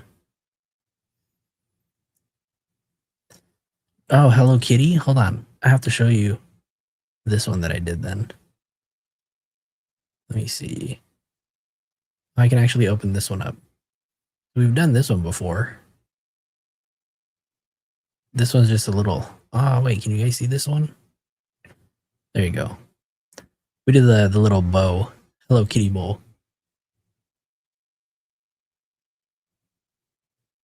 We've done that one before. Hold on. I want to show you guys one because Ro asked how big they are. So I'm going to show you guys how big one of them is.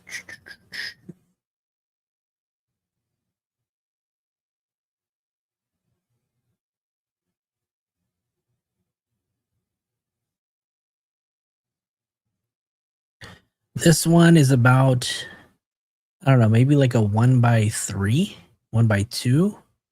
I mean, this one's undone though. This one hasn't been carved at all. Let me see. Let me get I gotta get my snippet tool, y'all.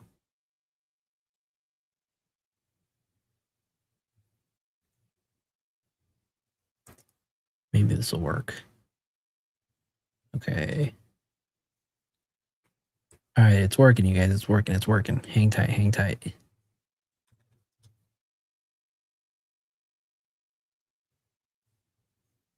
All right, you guys ready? I'll show you guys right now.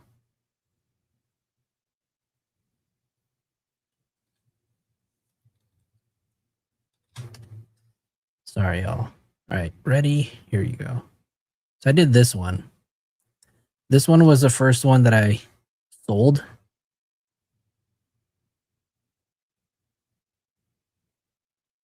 Oh, no way. Abraham, what's going on? David would love that one. I know, right? So we did, or I did this one, and this one was an actual real image of my cousin's girlfriend's bunny. This is tofu, right? And you want to know how big it is. So this is a life-size comparison. These are my roommates' kids when I had roommates. So this is how big that rug actually is. So this was probably like a 4x5, maybe. No, I don't know. Maybe like a 3x4. So there was this one, and then this one, just to kind of show size comparison. Yeah, this one took like 3 days to make. But these ones, this one was expensive. I'm not gonna lie. Like I ended up selling this rug. This rug right here, I sold for like $300. And this one wasn't even carved, so.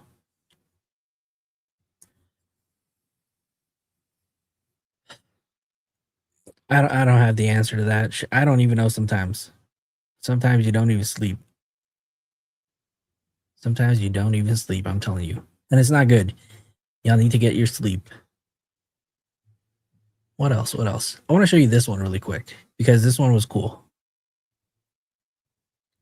Roommate and I worked on this one.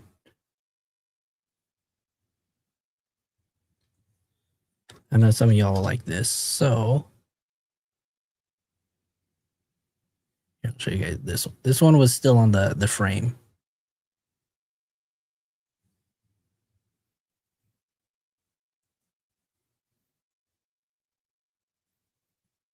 No, no, Mollywood. They are not naked. They just blend in with the rug. Yeah, that's Winnie the Pooh. And then Jordan fans, you know, if you guys are a fan of Jordan, those are some of the things that I've done. You know, make music, whatever. Anyways, back to the show. For your eyes, so you're gonna just move it over. Yeah, you're sweating, you Sure. know. If you guys can't tell already, I don't really like talking about myself and any of the stuff I do, but so I get shy, y'all. I get real shy. Carved. Okay, so this is, I'll show you an image of a carved rug. This one's a little tiny one. But see, hold on, let me. If you guys can see like right here where the leaves are at, you guys can see that it's kind of contoured and shaved or carved. You can see that you can see the carving in it. So you have to use these special kind of clippers. They all look like regular clippers to use for your hair, but they have like an acrylic clips. So you can like change the size on them. So you do stuff like that.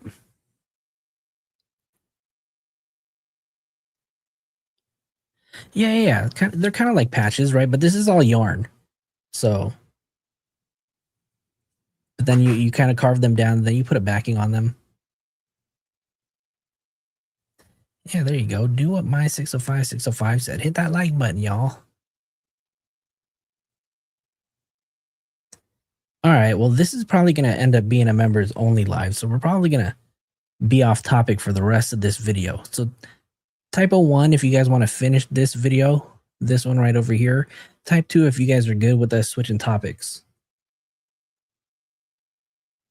Y'all let me know. You guys are going to steer and drive the show tonight because you guys have been so generous. And my Lord, I looked, we got 23 donations. You guys are crazy. 22222. 22222.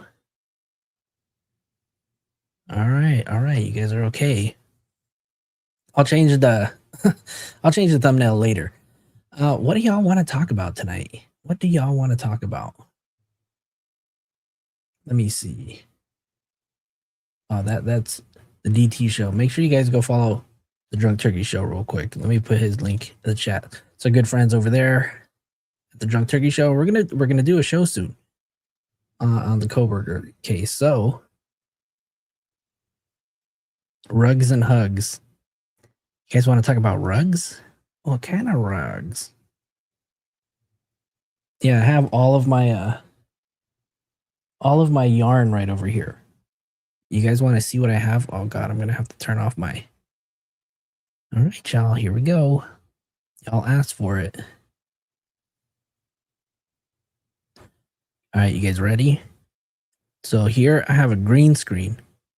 Right. Let me see. I don't know if you guys can see this.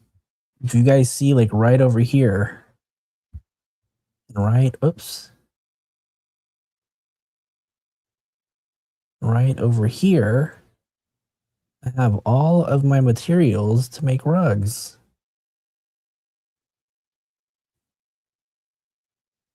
All right, that's too much. That's too much. Too much, y'all. Too much. Hold on, I gotta fix this now. Ooh, there you go. Back to this. Maybe should we do this one?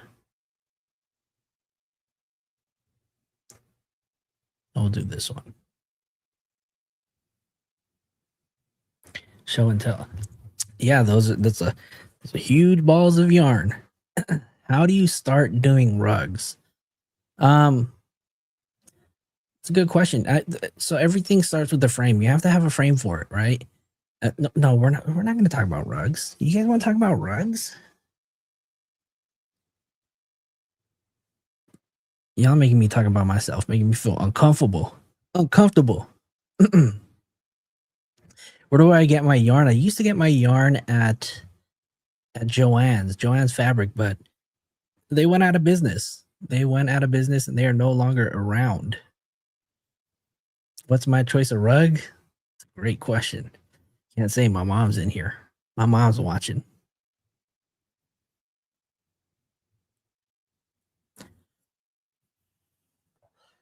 Which ones do I have though? Let me see. I don't know. Whatever yarns they sell at Joann's Fabric. The boss bitch says she wants a rose. Actually, do I have a photo of one of the roses that I'm finishing up? I might. Let me see. I'll show you guys one that I have finished. Let me see. I don't know if I have a photo of it.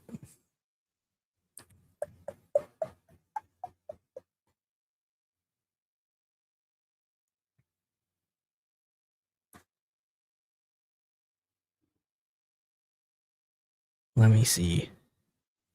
You're making me talk about myself. How dare you guys?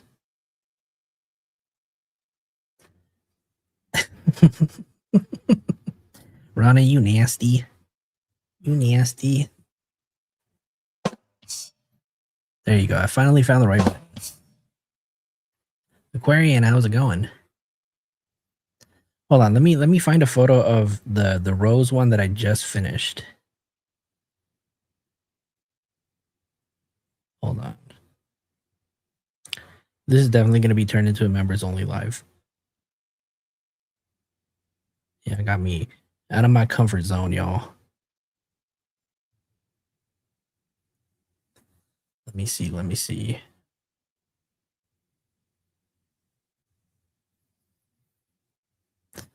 Really? Y'all like these kind of lives where we just kind of hang out? Yeah, if any of you guys are members and you guys haven't joined the Discord, the Discord is popping, y'all. Mama Flo just added a game and she's been on that like 24/7. All right, let me see if I can share this really quick.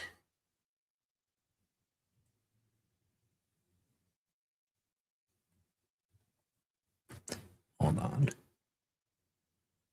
Trying to see how we can play this thing. Right. Oh no.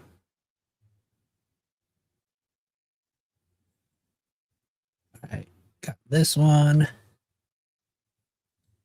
Rose. This one right over here. Can you guys see this? Oops. So this is a photo of one of the roses that I've done. This one's actually done. Right over here.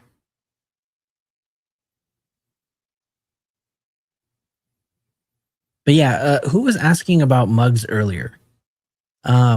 Actually, I used to have a whole crafting business too, where I used to make like tumblers and stuff. Aquarian, you were gifted a membership. Welcome to the inner circle. But yeah, this one is a monstera plant leaf, and then you have this rose right over here. But yes, Mama Flo is where I got my crafting skills from. So we can definitely make mugs, and we actually make them ourselves. So we don't like order them off of a website, put our logos on it, and then have it shipped out. We actually make them ourselves. We do that all in-house. I do all the designing. Mama Flo will do all the pressing. And yeah, shout out to all the new lurkers and the new subscribers, y'all. What's up? What's up? Mama Flo, they're asking for they're asking for the 106 tapes. Have you found them yet? Don't look for them. Don't look for them at all.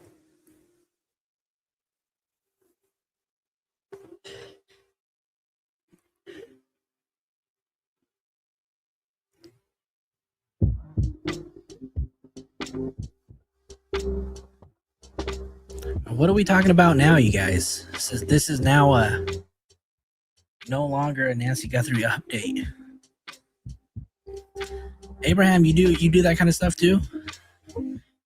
Don't even let me get started on the mugs and stuff that we used to do. That's a whole other story. You guys want to see some of those too?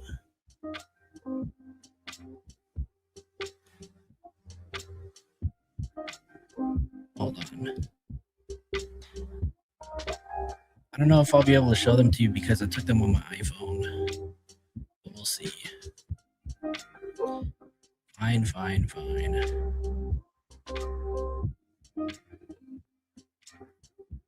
What don't you do, Abraham? What don't you do? Yep, Jad is Mama Flo. Yep, that is right. What is 106? So, 106 is actually a radio station out here in Los Angeles, KPWR Power 106. And growing up, one of the things I've always wanted to do as a... Hold on, let me fix this really quick. Oops. One of the things I've always wanted to do when I was little was I've always wanted to do radio. And so when I was 12 years old, I picked up the house phone one night and I called the radio station to win concert tickets. I called Power 106 to win concert tickets, and at the age of 12, I won my very first concert tickets from the radio station. So from then on, it was no stopping. I used to call the radio station every single day just to either be on the radio or to win gifts. You know, those prizes that they have? Oh, that's pretty dope. Abraham, you make greeting cards? Yeah, I bought my mama a Cricket one day. Then I had to buy myself one. Just because I wanted one too.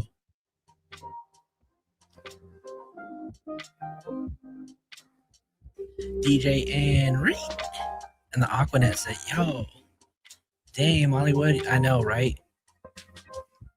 Those were the days with the Aquanet set. But yeah, ever since the age of 12, I had this fascination of wanting to be on the radio. I wanted to be on the radio so bad. And if you guys are out here from LA and you guys know Power 106, way back in the days, there used to be a show called Tito's Top 4 at 4. Does anybody remember Tito's Top 4 at 4? Tito's Top 4 at 4 used to be a show where the backstory on Tito was he was a janitor, used to clean up the radio station, all the floors. And I know, right, Cat's here, pretty much on the radio now.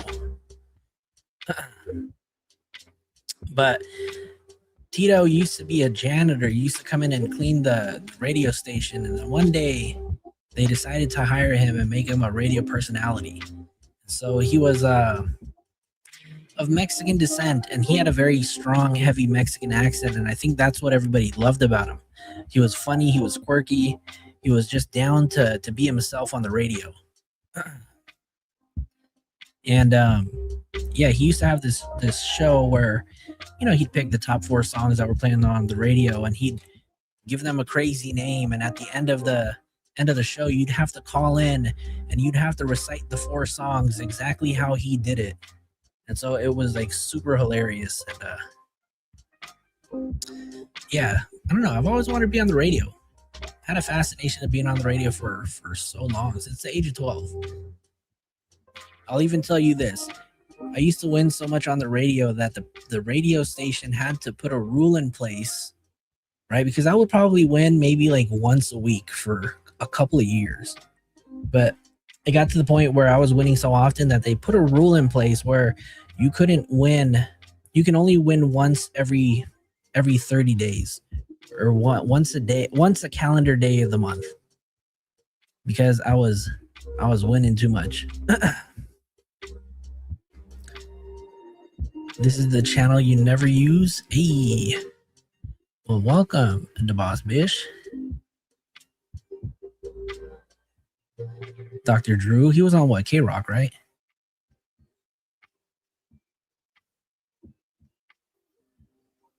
You know what? I know that my mom used to take me to the radio station to pick up the prizes, and I used to ask him, like, can I go inside the studio and hang out with you guys for a bit? So I'd take my mom to the studio with me. So that was pretty fun.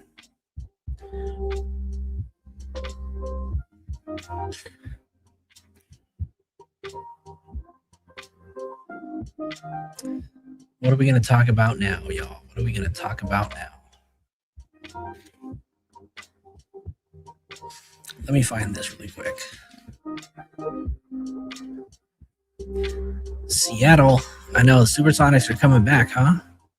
I heard they're really close to bringing a basketball team to Seattle and back to Vegas. So Vegas is going to have one. Let's kind of transition. We'll talk about... Whoops.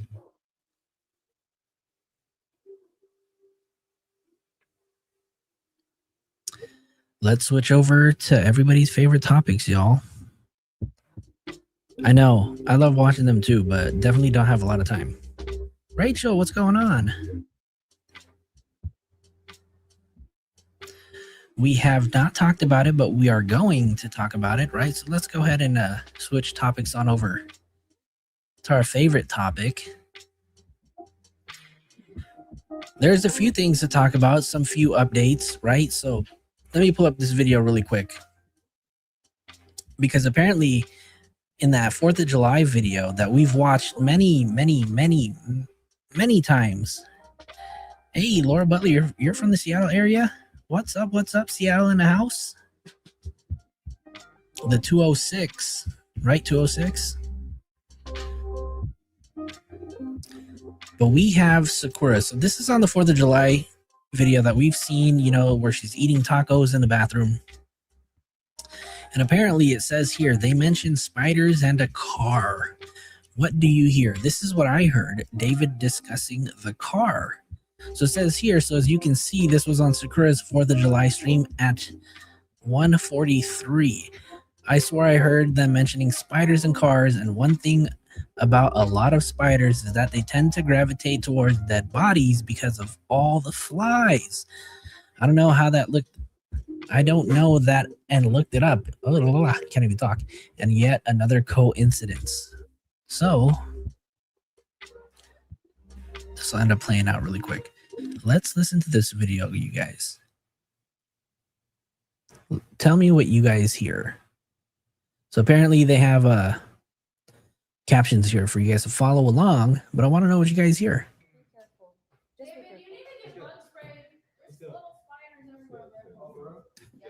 You need to get bug spray because there are spiders everywhere.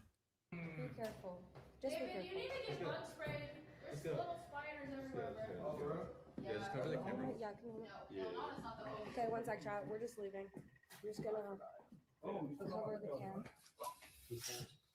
Oh, DJ Felly Fell, Mollywood Kush. You know, people used to say I used to look like Felly Fell. There have been so many times where I was mistaken as Felly Fell, especially when I would go out to events. People thought I was Felly Fell.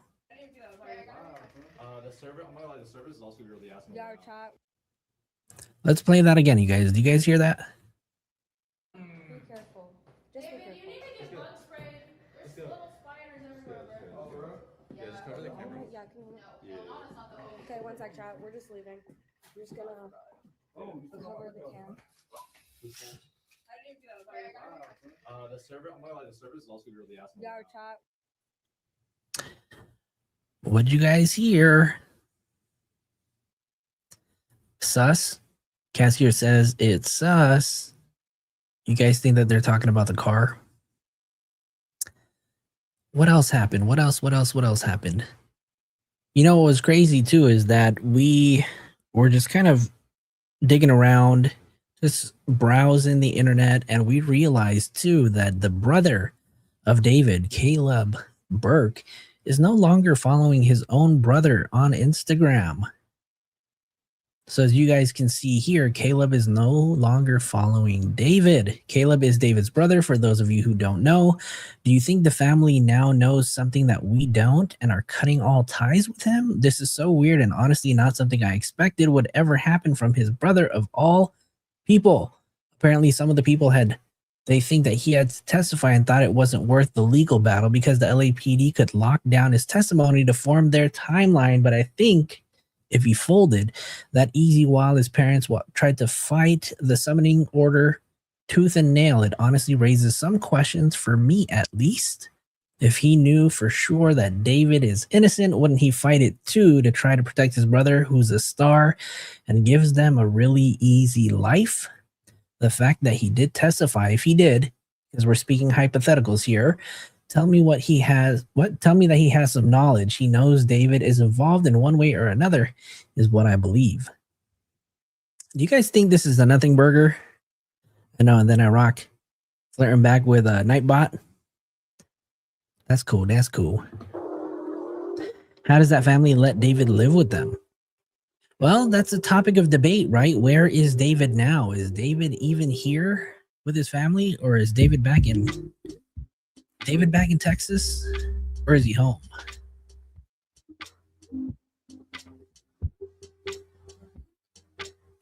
How do they sleep? Wake up missing her finger. Yikes. I wouldn't give it too much thought, says the secret shade. It might be a nothing burger. It might be something big, right? But what we do know is that David Anthony Burke celebrated his 21st birthday yesterday, turned 21, while we know that Celeste is no longer alive and he is still free. Katsier says, I don't know how paparazzi haven't gotten his location. Like, it's going to be worth a lot of money. I have some ideas. But I can't talk about it right now. The boss bitch says he's in LA, in my opinion. You think he's in LA? What do you think he's doing out here in LA? I mean, if he's in LA, where is he, right? Because that's right, Ronan. Celeste Rivas Hernandez never made it to 15.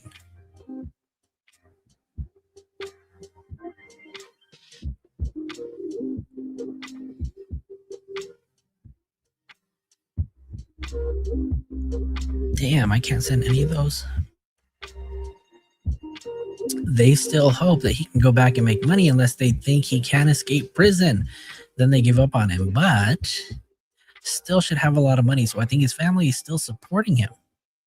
Or is he supporting his family? He's hiding in the bunkers. Where is SF? It's a great question. SF, where are you? Let me see. Did he put anything out? Because normally he has something to say on special occasions like this.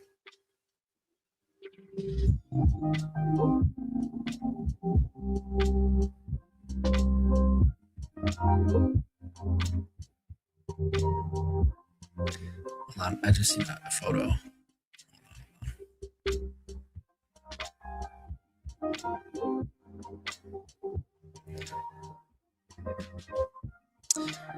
No. Wow. SF has not tweeted anything for 6 days, you guys. He hasn't even responded to anybody on X for 6 days.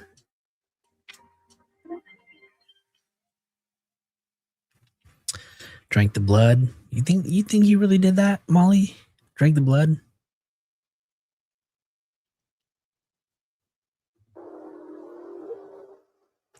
Maybe he's deep in the woods somewhere searching for someone. He could be. Tennessee.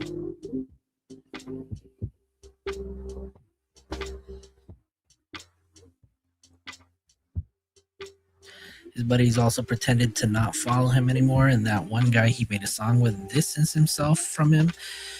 That's all show. Let's see. We have...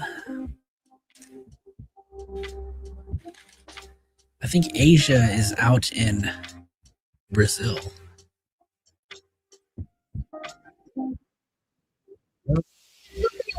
Hold on. Let me turn the volume down. I do not know how to use TikTok.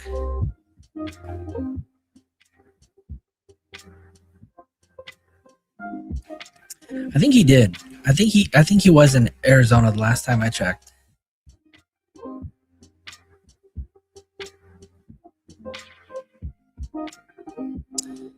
We have our friend Asia Collins is out in Brazil.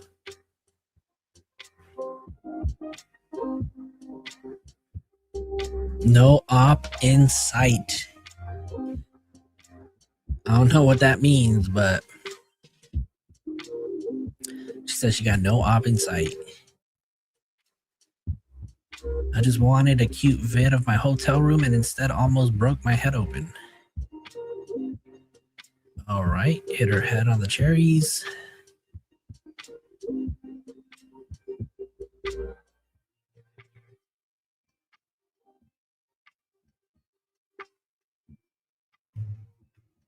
So Asia's out in Brazil having the time of her life.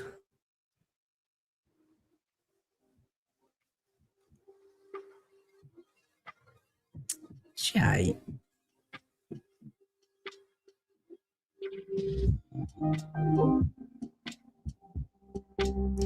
Y'all enjoying this view of Asia Collins?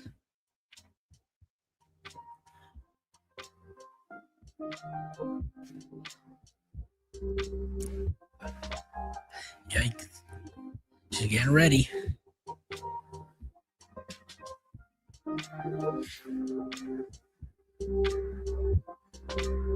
Meh. Cat's here said meh.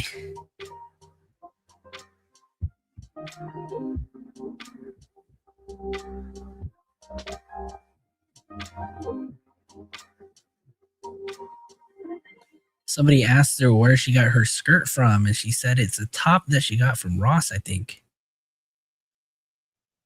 Where'd you get the skirt from? It's a top I got from Ross. Don't ask me how I know that.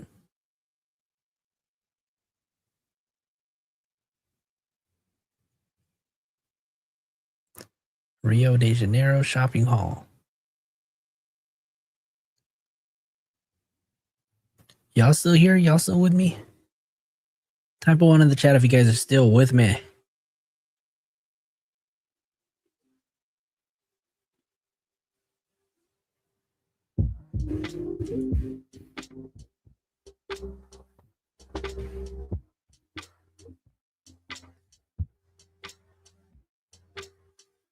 Okay, I see a few ones. I see a few ones. Okay, okay.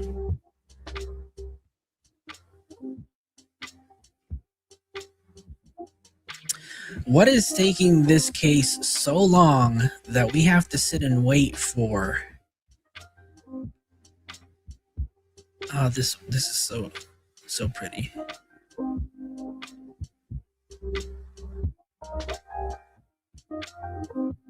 Poor little girl.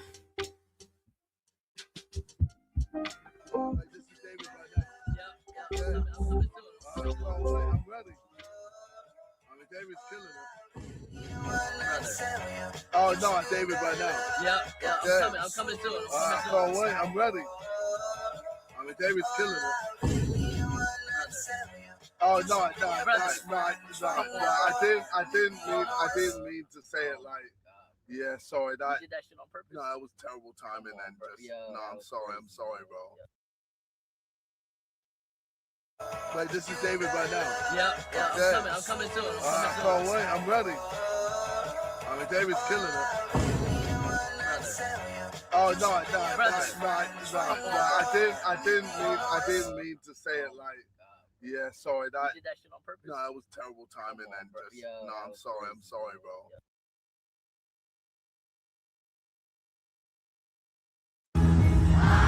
No, we're not gonna play his music.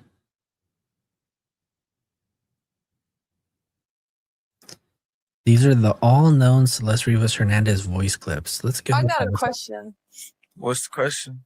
Why don't you hold my hands anymore? Oh, here we go. There you again. go. That's his name. And then I rock KSI. For some reason, I couldn't think of his name. I was thinking like IRL or some KSI, one of the owners of Prime Energy. Prime, is it Energy? Prime, the athletic drink. Bro, Nah, I'm so serious. bro, I'm so serious. Like, all right, continue. I haven't held your hand. And Shoot. Sorry. Like, you're My not fault, funny. I swear you're not funny. I'm done. Alright, let me think. About to set a timer. It could have been yesterday. It could have Okay, been yesterday. Wow, yeah, I'm glad you remember that. I'm glad. Period. Ew, Thank you. I hate when you say period, man. All right. I got a question for you now. Okay. Why do you think we met? Yeah, why do you think we met? What I think personally, have you ever heard of the invisible strength theory? It's controversial of raping kids. It's been a good one. Bye. Bye, guys. Oh yeah. Exactly that. So basically, we met because we were supposed to meet. Okay. And we're connected because we're supposed to be connected. It's kind of like that. I loved you before I existed, and I love you even when I die. Yes. You're the one calling my phone. Bye. Calling me. Go away. You calling me? Why call me? Call me and say you're sorry. I didn't even want to go and change the narrative and say something completely different. You gotta figure whatever you got going on. Figure that out. Let me talk. No, you ain't gonna let me talk. Why you tripping? No, you ain't gonna let me talk. Why you not gonna let me talk? You tripping? Nah, you tripping. How about you ain't tripping? You gonna let a woman talk? I'm not gonna let your woman talk. You ain't even how. Hey, bro. You talking? You talking like a black girl with your black talkie. No. Yeah. I said we're not black over here. I'm not Mexican. All the door and you tripping. I've been so selfish and I can't stop thinking about you and what I did and how it's affecting like everything. Like, But child, you're special, David. I just wanted to say I'm sorry. I really. It's controversial of raping kids. It's been a good one. Bye. Bye, guys.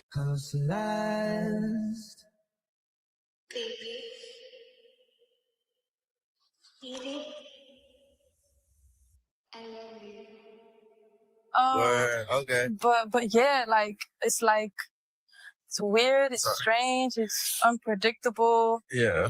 So don't leave me. You got it. Okay. You got it. All right. I love you.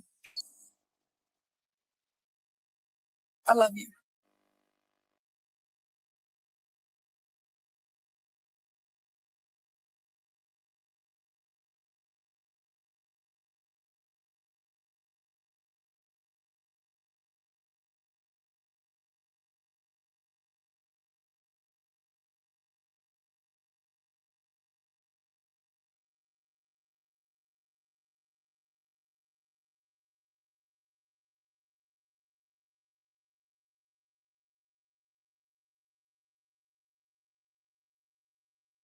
Allegedly.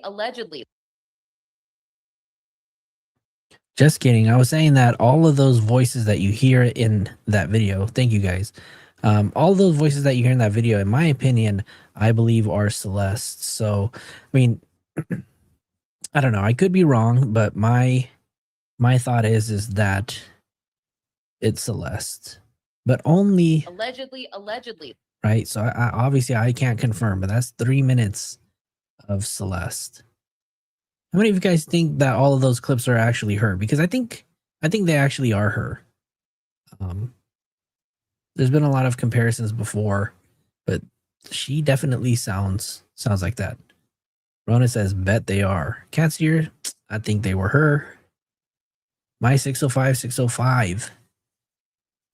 Do you have a different name to go by? Or do we just call you 605? You say not the same girl. Rachel probably are. The boss says I think they're her. Which I'm curious which parts you think are not her. About to set a timer. It could have been yesterday. Okay, yesterday. Wow, yeah. I'm glad you remember that. I'm glad. Period. Ew, I hate when you say period, man. All right. I got a question for you now. Okay. Why do you think we met? Yeah. Why do you think we met? What I think personally, have you ever heard of the invisible strength theory? It's controversial of raping kids. It's been a good one. Bye. Bye, guys. Oh yeah. Heather. Okay, your name's Heather. We can remember that. That'll be easy.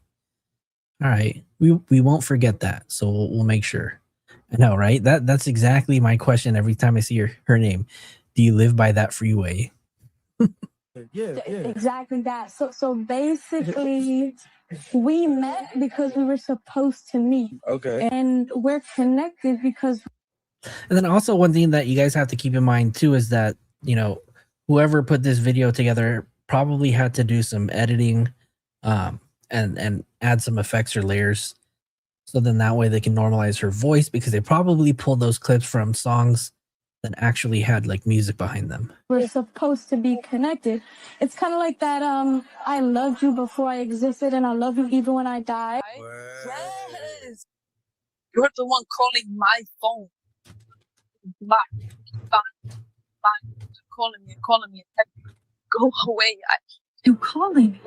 Why? Call me and say you're sorry. I didn't want to go and change the narrative and say something completely different. You gotta figure whatever you got going on. Figure that out. So let me talk.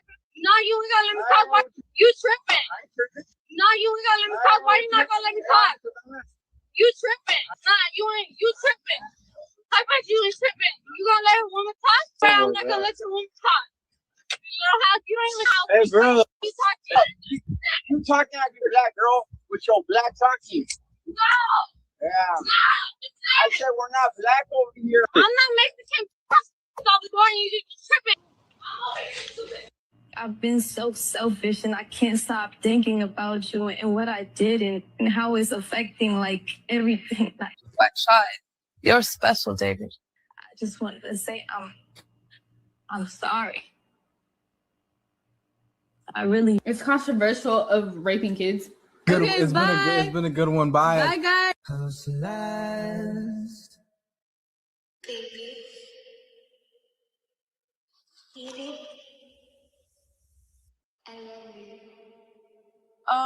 Okay. But yeah, like it's weird, it's strange, it's unpredictable. Yeah. So don't leave me.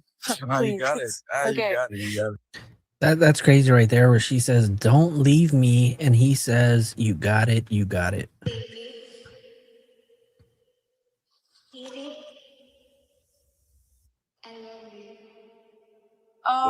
Okay. But yeah, like it's weird, it's strange, it's unpredictable. Yeah. So don't leave me. Oh, you got it. Okay. You got it. All right. I love you. That's crazy because in all the parts that we've heard, she says, "I love you." She repeats it again and says, "I love you." But if there was a video or sound clip of him saying it, you know, we don't hear it anywhere else. Don't leave me. No, you got it. Please. You Okay. got it. You got it. All right. I love you. I love you. This part right over here.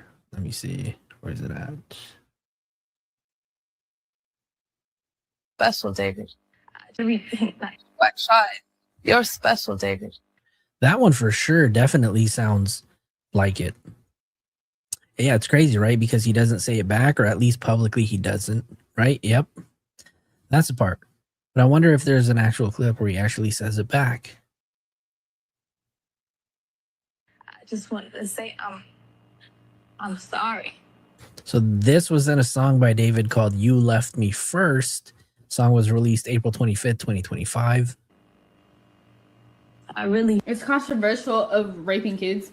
Good, Okay, it's been a good one. Bye. Bye, guys. How's last?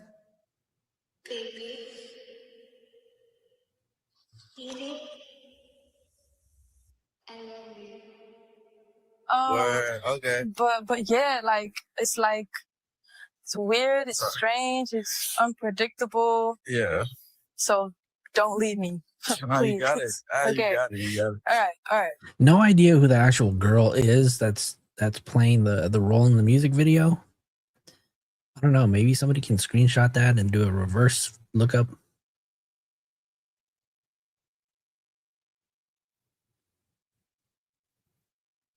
I don't know. That I don't know.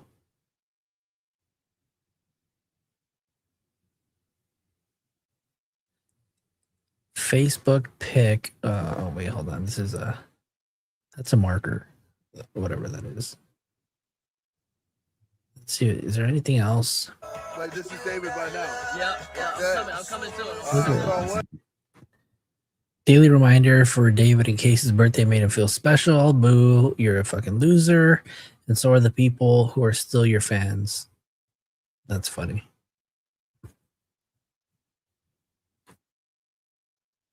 What is this? What tries to keep you alive fails. No, I don't want to hear him. That's crazy that this is even a question. Did Celeste cheat on David? Possible motive part 2.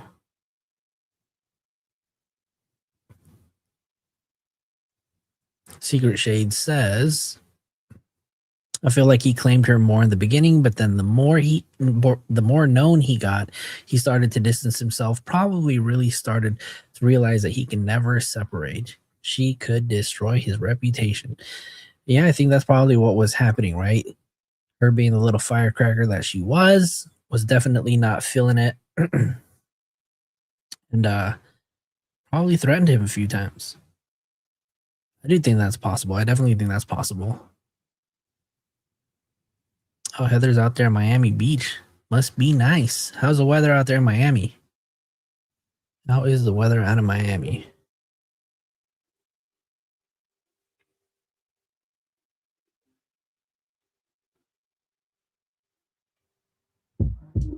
God, look at these little kids.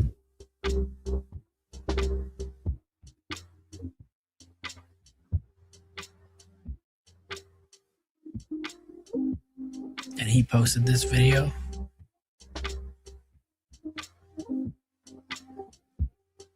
Where? Wow, you guys, can you see this? Lollapalooza in Brazil for 2026. David has been confirmed as a right there in the middle. It's hot out there. Hot, hot, hot.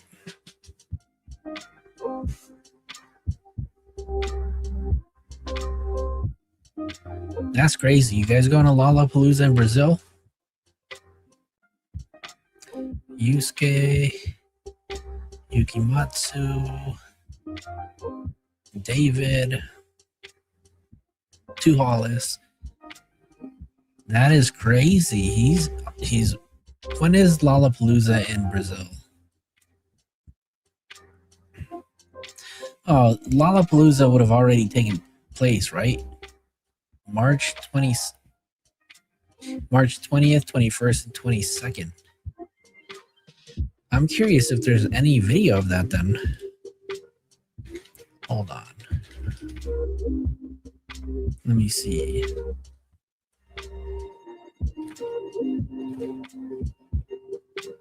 Let's take a look.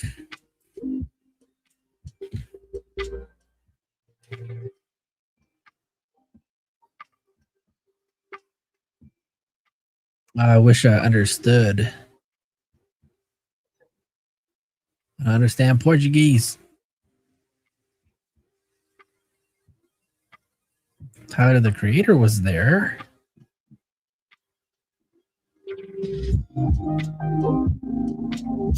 Yeah, so you must have canceled.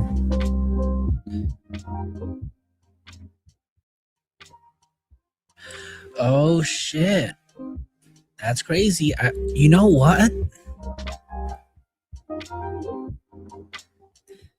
Yo, that totally makes sense now, Secret Shade, that Asia's trip to Brazil was probably also another dig at David for her being able to go and he wasn't able to make it. That's crazy.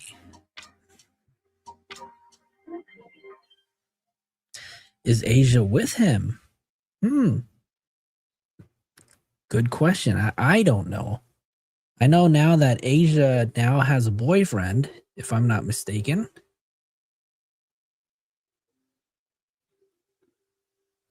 As you can see in this video right over here, looks like that might be her boyfriend.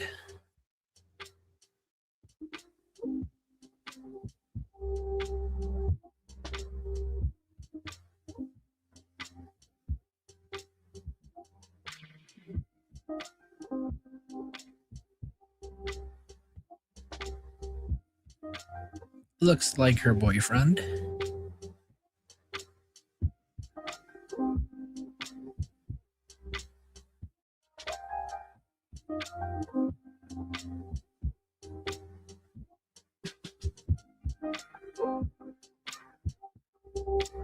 Where's that photo? She posted a photo.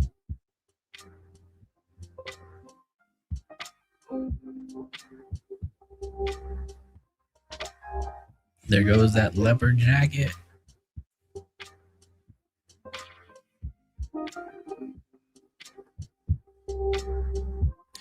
There you go. There's the photo. Skrillex. Skrillex is dope. He grew up in my neighborhood.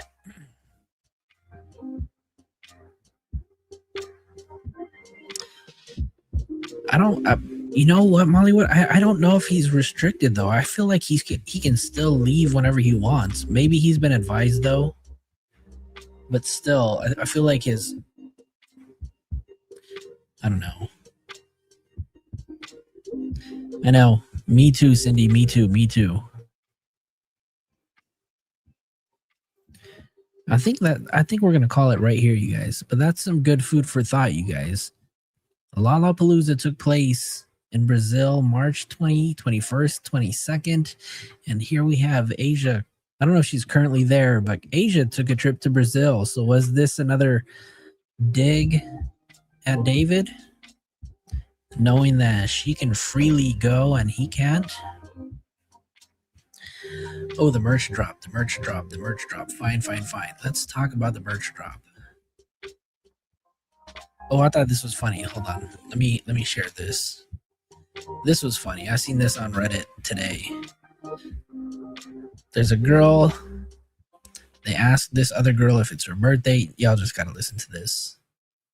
Oh, it's your birthday? Yeah. Happy birthday. Bitch, fuck your birthday.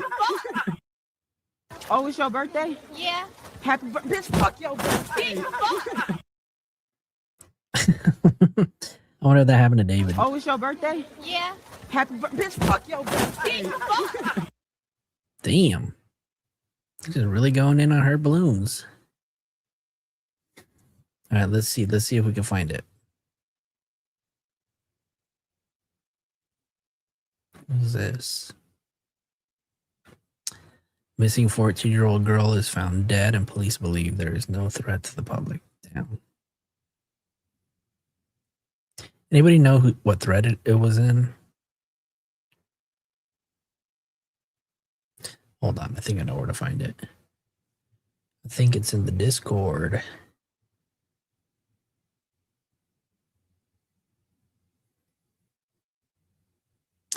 Here we go.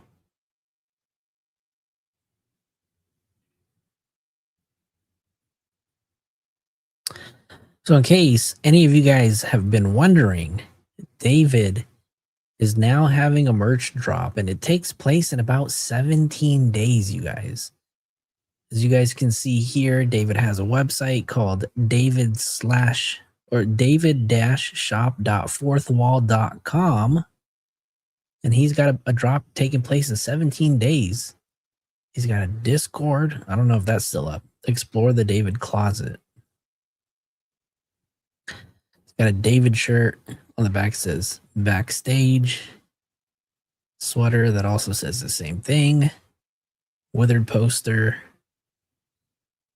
David backstage. I guess it's a notebook.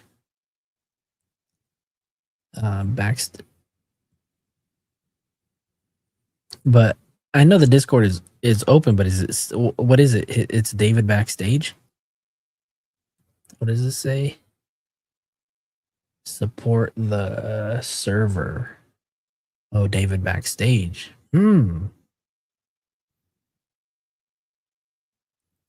Thank you, Heather. Thank you, thank you, thank you. I appreciate you. Thanks for rocking with us. Does he really? Might be polygamous? Guy's tripping.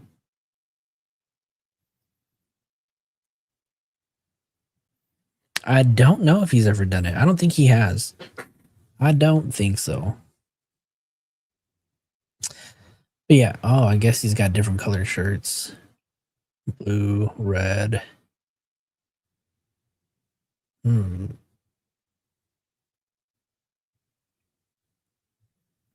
That's crazy. That's pretty whack. So who's buying some David merch, y'all? You guys buying it? Who's buying it?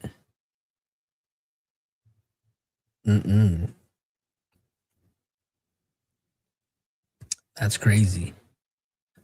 Let's see what videos. Nope. I don't want to see it. Don't care. Step into David's world. Some people become memories before we're ready to let them go. Are you for reals?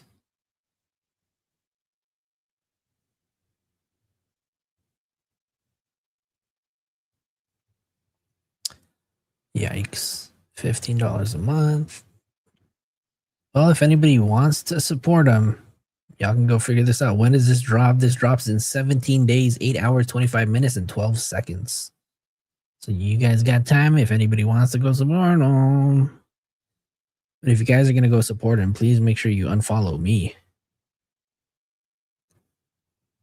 Yeah, that's what I was thinking too, right, Obsidian? He can still travel because he's not he hasn't been locked up, but this guy I can't believe this. Obsidian, I'm gonna send this to you in case you need it.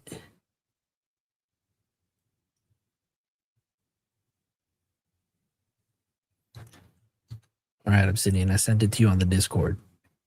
Just in case you need it for later. Yeah, well, I mean, one thing's for sure is he didn't perform at Lollapalooza, so that's one show he missed. That's a big show to miss too. I mean, if it's not him, if this is not him, like behind it, this is very weird. Somebody profiting off him, right? I just think it's honestly weird. I'm curious, like, who's joined his server too. I might just, there's no way that I could join. People in his low-key Discord already know who I am. They were sharing my videos in their secret chat. Hold on really quick. Let me check this out. Hold on. So you're with the person you love at a David show. Okay, so this was the boss bitch sent this to me. That Discord, everyone was just calling him a murder. No way. Gotta send screenshots. That's crazy though. I don't know if this is Lollapalooza, but it says goals. Hold on, let me take this off. It says goals, David, Lollapalooza, blah, blah, blah, blah, blah. So makes me wonder, did he go with Asia? It's a good little question. Asia's out there in Brazil. David was supposed to be out there. That's funny because I don't know if you guys remember, there was a video, or not a video, but a photo that Asia posted. Asia posted a photo of her in Oslo, Norway, which I'll bring this up really quick. Asia, Oslo, Norway.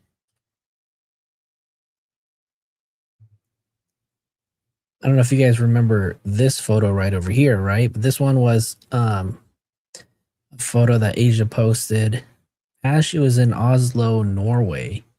I don't know if you guys remember. Let me find it really quick.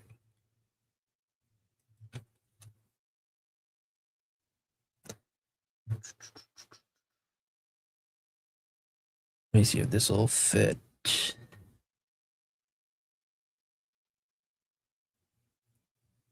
I forget when this was posted too, but this was posted 4 months ago. When was that? And then if you guys remember here, David's first leg, his first stop on his European leg of the tour was in Oslo, Norway. So maybe. Yep. Yeah, that already happened. So we don't know if he performed there or not. I don't know. I'm curious. Did Neo make it out to Brazil? Did Neo make his way out there? Oh no.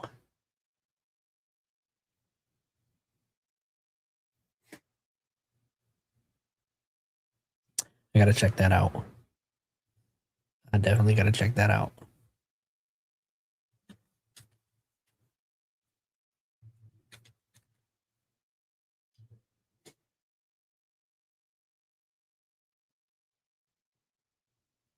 Should we just watch that really quick? Boarding her one-way flight. Nah, they're definitely not hanging out. Oh, did we really reach that many followers on Twitch? What? That's crazy. Shout out to the supporters on Twitch. I don't even know how to use that app. I'm not sure how that platform works. Yeah, no, we definitely would have heard. But you know what's funny though is that SF has not mentioned anything in the past 6 days. Oh my god, did she really? I have a law and crime video pulled up. Should we just watch that really quick and then we'll call it a night? Just because you said we should watch it, I have it pulled up. Here, actually, Court TV has a 10-minute one, which we can watch. I think that one would be better. Let's watch it. Donna Adlesen was turning now to the murder of Dan Markell. Newly released body cam video shows the moment Donna Adlesen was arrested in the Miami airport in November. Now, she and her husband were trying to board a flight to Vietnam. Hi, how are you? You have an ID? Very nice to meet you. Yeah. You're under arrest. I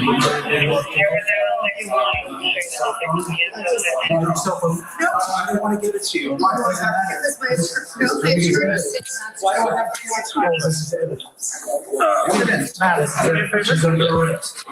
I have to go. I have to go. You don't have any choice. I can help you. I have to stay. Please stop. Take the bags. Yeah, you need to wait outside. Okay. My husband's almost 80 years old. He can't come with me. Please, can I go? No, you can't join me there. Oh, don't do this, please. Please. Oh, Someone's got to help him get home. It's terrible.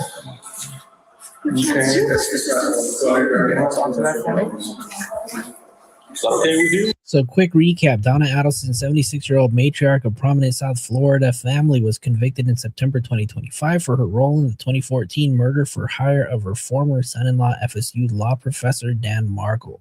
Please, you don't have to have the can for some. She's not going anywhere. Please, do you have anything in your pocket? No. No. Do you have anything of value in you? No, Plus, you have a necklace on. Wanna go? Yeah, take it off. And the earrings, the rings, take everything. You give it to your husband. Because once you arrive at County Yale, they're gonna make you remove all that. Can I call my attorney? You can, you got a passport ready? Where am I going?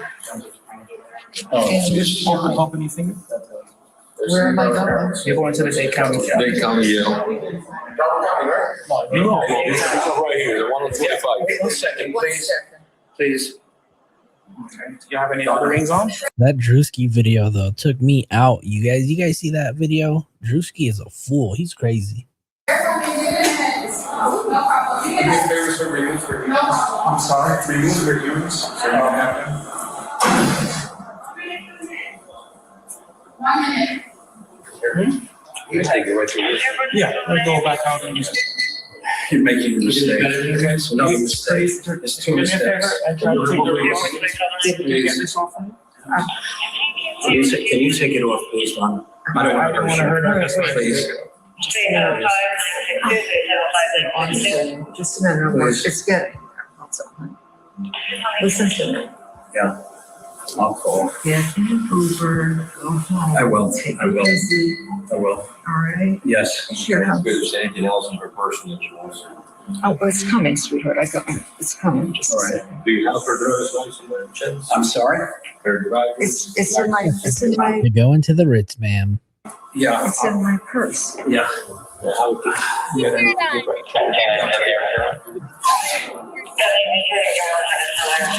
Sure. Do you need her passport? Or can I give it to the husband? The passport. What's wrong? It's in the blue and white.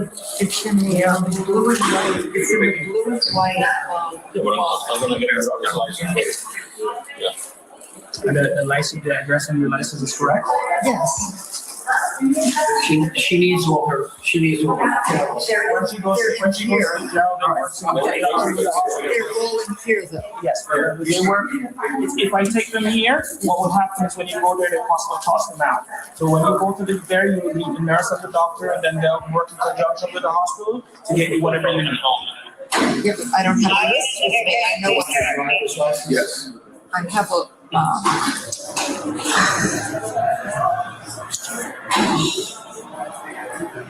Is it multiple or is just one or two? There's a bag of medication in here. Is that what you're asking me? No, I know. I was just trying to find out if it's like one or two. Yeah. Well, one or two, then she maybe could take the name down. Do you need anything else from her? Can I ask you something? Can someone just get my husband outside? And I'll get it. Guys, the gentleman here will assist him in any way. I have the ring. Hold on. Let me have them. No. Okay. All right. So no, so they don't have the meds, honey. They're all in here.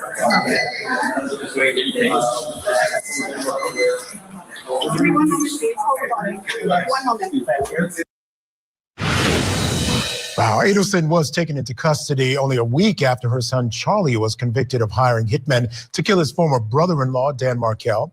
Donna faces the same charges as her son, first-degree murder and solicitation of murder. Dan Markle, a law professor at Florida State University, was gunned down while pulling into his garage. Now, at the time of his death, he was in a bitter custody battle with his ex-wife, Wendy Adlesen, Donna's daughter. And Donna is, as I said, her daughter and Charlie's sister as well. All right, still with us to discuss criminal defense and civil attorney Jesse Law and criminal defense attorney Eklund Mercy. And Jesse, I'll start with you. Got to get your reaction to the video. What jumps out at me is, I mean, it's that moment, you know, she's pretty calm, very worried about her husband, Harvey. But it's that moment you realize your life really is about to change. Start realizing that things are being taken from you, your phone, which just about everyone is their lifeline, her medications. I mean, things are going to change and get very serious.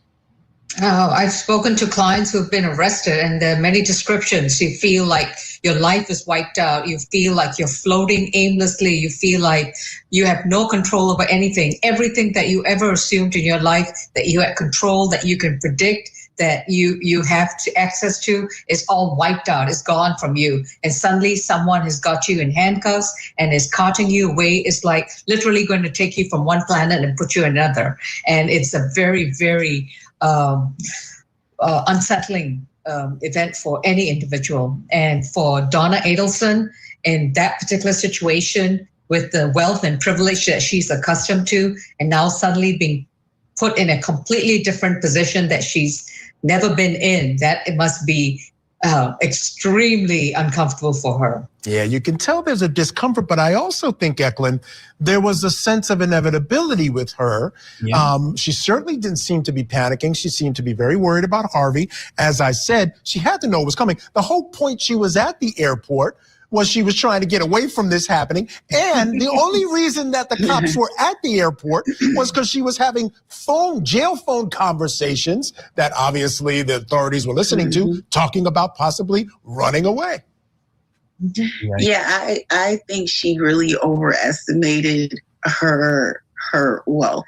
I think that if she was going to try to escape, the moment her son was indicted was her time to go to Vietnam. I think that her trying to support her son in the conviction, like how much privilege do you have, like, to support your son? Like it's immediately after the conviction, you take yourself to Vietnam, but she stayed for a week and got her life together before, like for a trip. She was ready for like a vacation.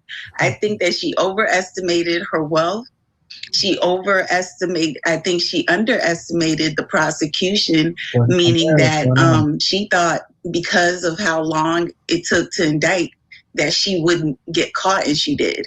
Yeah, and yeah. Yeah, you're right. The time, I think, certainly gave her this sense of calm. But I can tell you what, Jesse, watching the trial of her son, Charlie, the one thing I came away with was, God, where's Donna? Donna needed to be a co-conspirator in that trial. I mean, her name came up as much or more than Charlie's. I absolutely agree with you. Throughout the trial, remember those fancy charts that the prosecutor had up there, and Donna's name was clearly linked to where was the money coming from and how was all this being funded and who was helping this whole conspiracy go through, so that so the killers were paid to do that heinous crime. And for her just to disassociate from that whole trial and then think of the entire appearance, getting a one-way ticket to travel halfway across the world.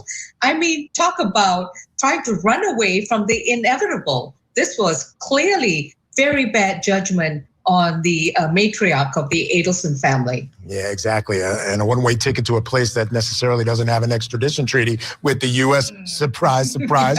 Eklund Mercy, is there a scenario, because I'm having a hard time envisioning it, where Wendy isn't next? I think Harvey might be in the clear. Didn't hear a lot of his name, but Wendy, she's the one who seemed to benefit from all this. Again, she's another one that I didn't hear a lot about. Is there any scenario where she doesn't end up being charged? Nope.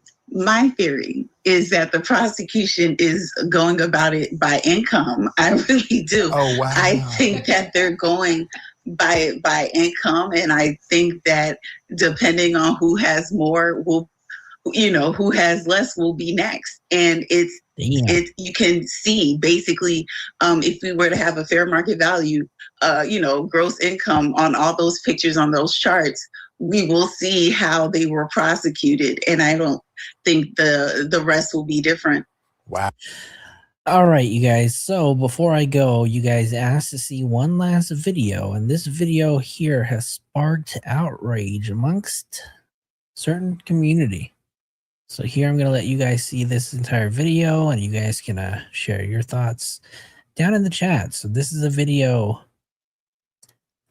by Drewski, Mr. Controversy himself. It's called what is it called? How Conservative Women in America Act. Without further ado, you guys, here's the video. Get on your feet.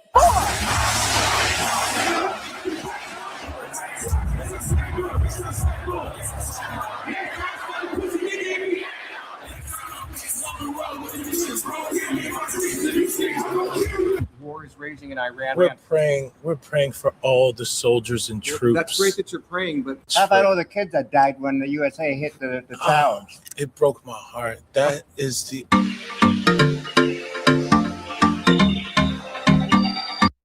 Okay, I don't want to play the music. In what ways have you grown closer to Jesus? I serve a righteous God. And that is why we say our prayers. And we are all his children. But when I say children, I mean like the holy, blessed Trinity, which is why I hold the Bible.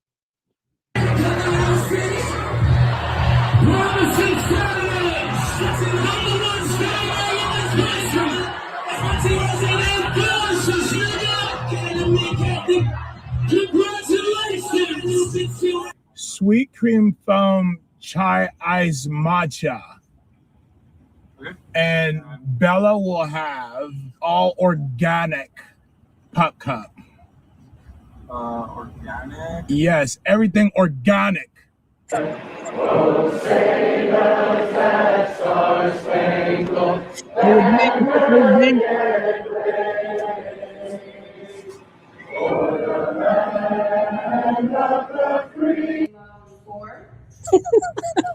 Three, 7. Oh, are you good? 4, 3, 2. Hold your chest lifted. We're gonna lift. We have to protect all men in America, especially all white men in America. Those are the boys that we care about in this country. America is built on their backs. Yes, because they are the ones who mattered most. Get on your Oh my lord. What has he gotten into, you guys? That Drewsy's a fool, yo.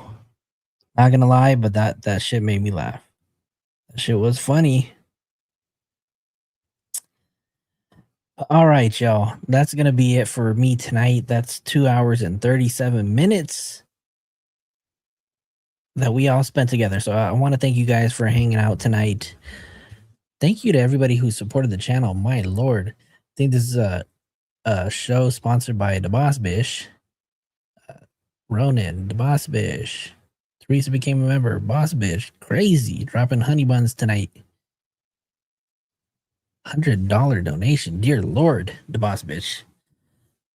David is way guilty. Obsidian for your $6.99. Teresa for your $5 super chat. The Boss Bitch for another $50. Gold Digger gifted 3 memberships. Thank you so much, Gold Digger. I appreciate you. Boss Bitch gifted 5.25 memberships, another $5 super chat, another $5 super chat. Miss Dizzle, we miss you, Miss Dizzle. $5 super chat, and Ronan, who finished off our goal for tonight. So again, Ronan, thank you. And you guys got to let me know, what kind of merch do you guys want? Because you guys are asking for it, so we have to deliver. This is going to be a project that I'm going to have to do all in-house, because I can't afford to have them third-party those third-party things making it. But y'all let me know what kind of merch you guys want, and we'll put something together, you guys. Thank you guys so much for hanging out tonight. I do appreciate everybody who tuned in. We'll be back again. When are we coming back? When are we going to be back? Tomorrow? Tomorrow's Monday. So We'll probably be back. We'll be back. We got to start doing more lives, you guys. Start covering stuff. I'll talk to Dan and figure out when we're going to do the next show. We're going to talk about the Kohlberger case. Since I spent this entire weekend doing my research. Bracelets, mugs. Oh, the mugs are going to be easy. For sure. For sure. Definitely. All right. Maybe do some sweaters, some t-shirts. Y'all got to let me know what y'all want to say on them, too. I don't just want to do a Lojo TV. But we'll do them. All right, you guys, that's going to be it for me tonight. Thank you guys for tuning in. I will see you guys tomorrow. Love you guys. Peace.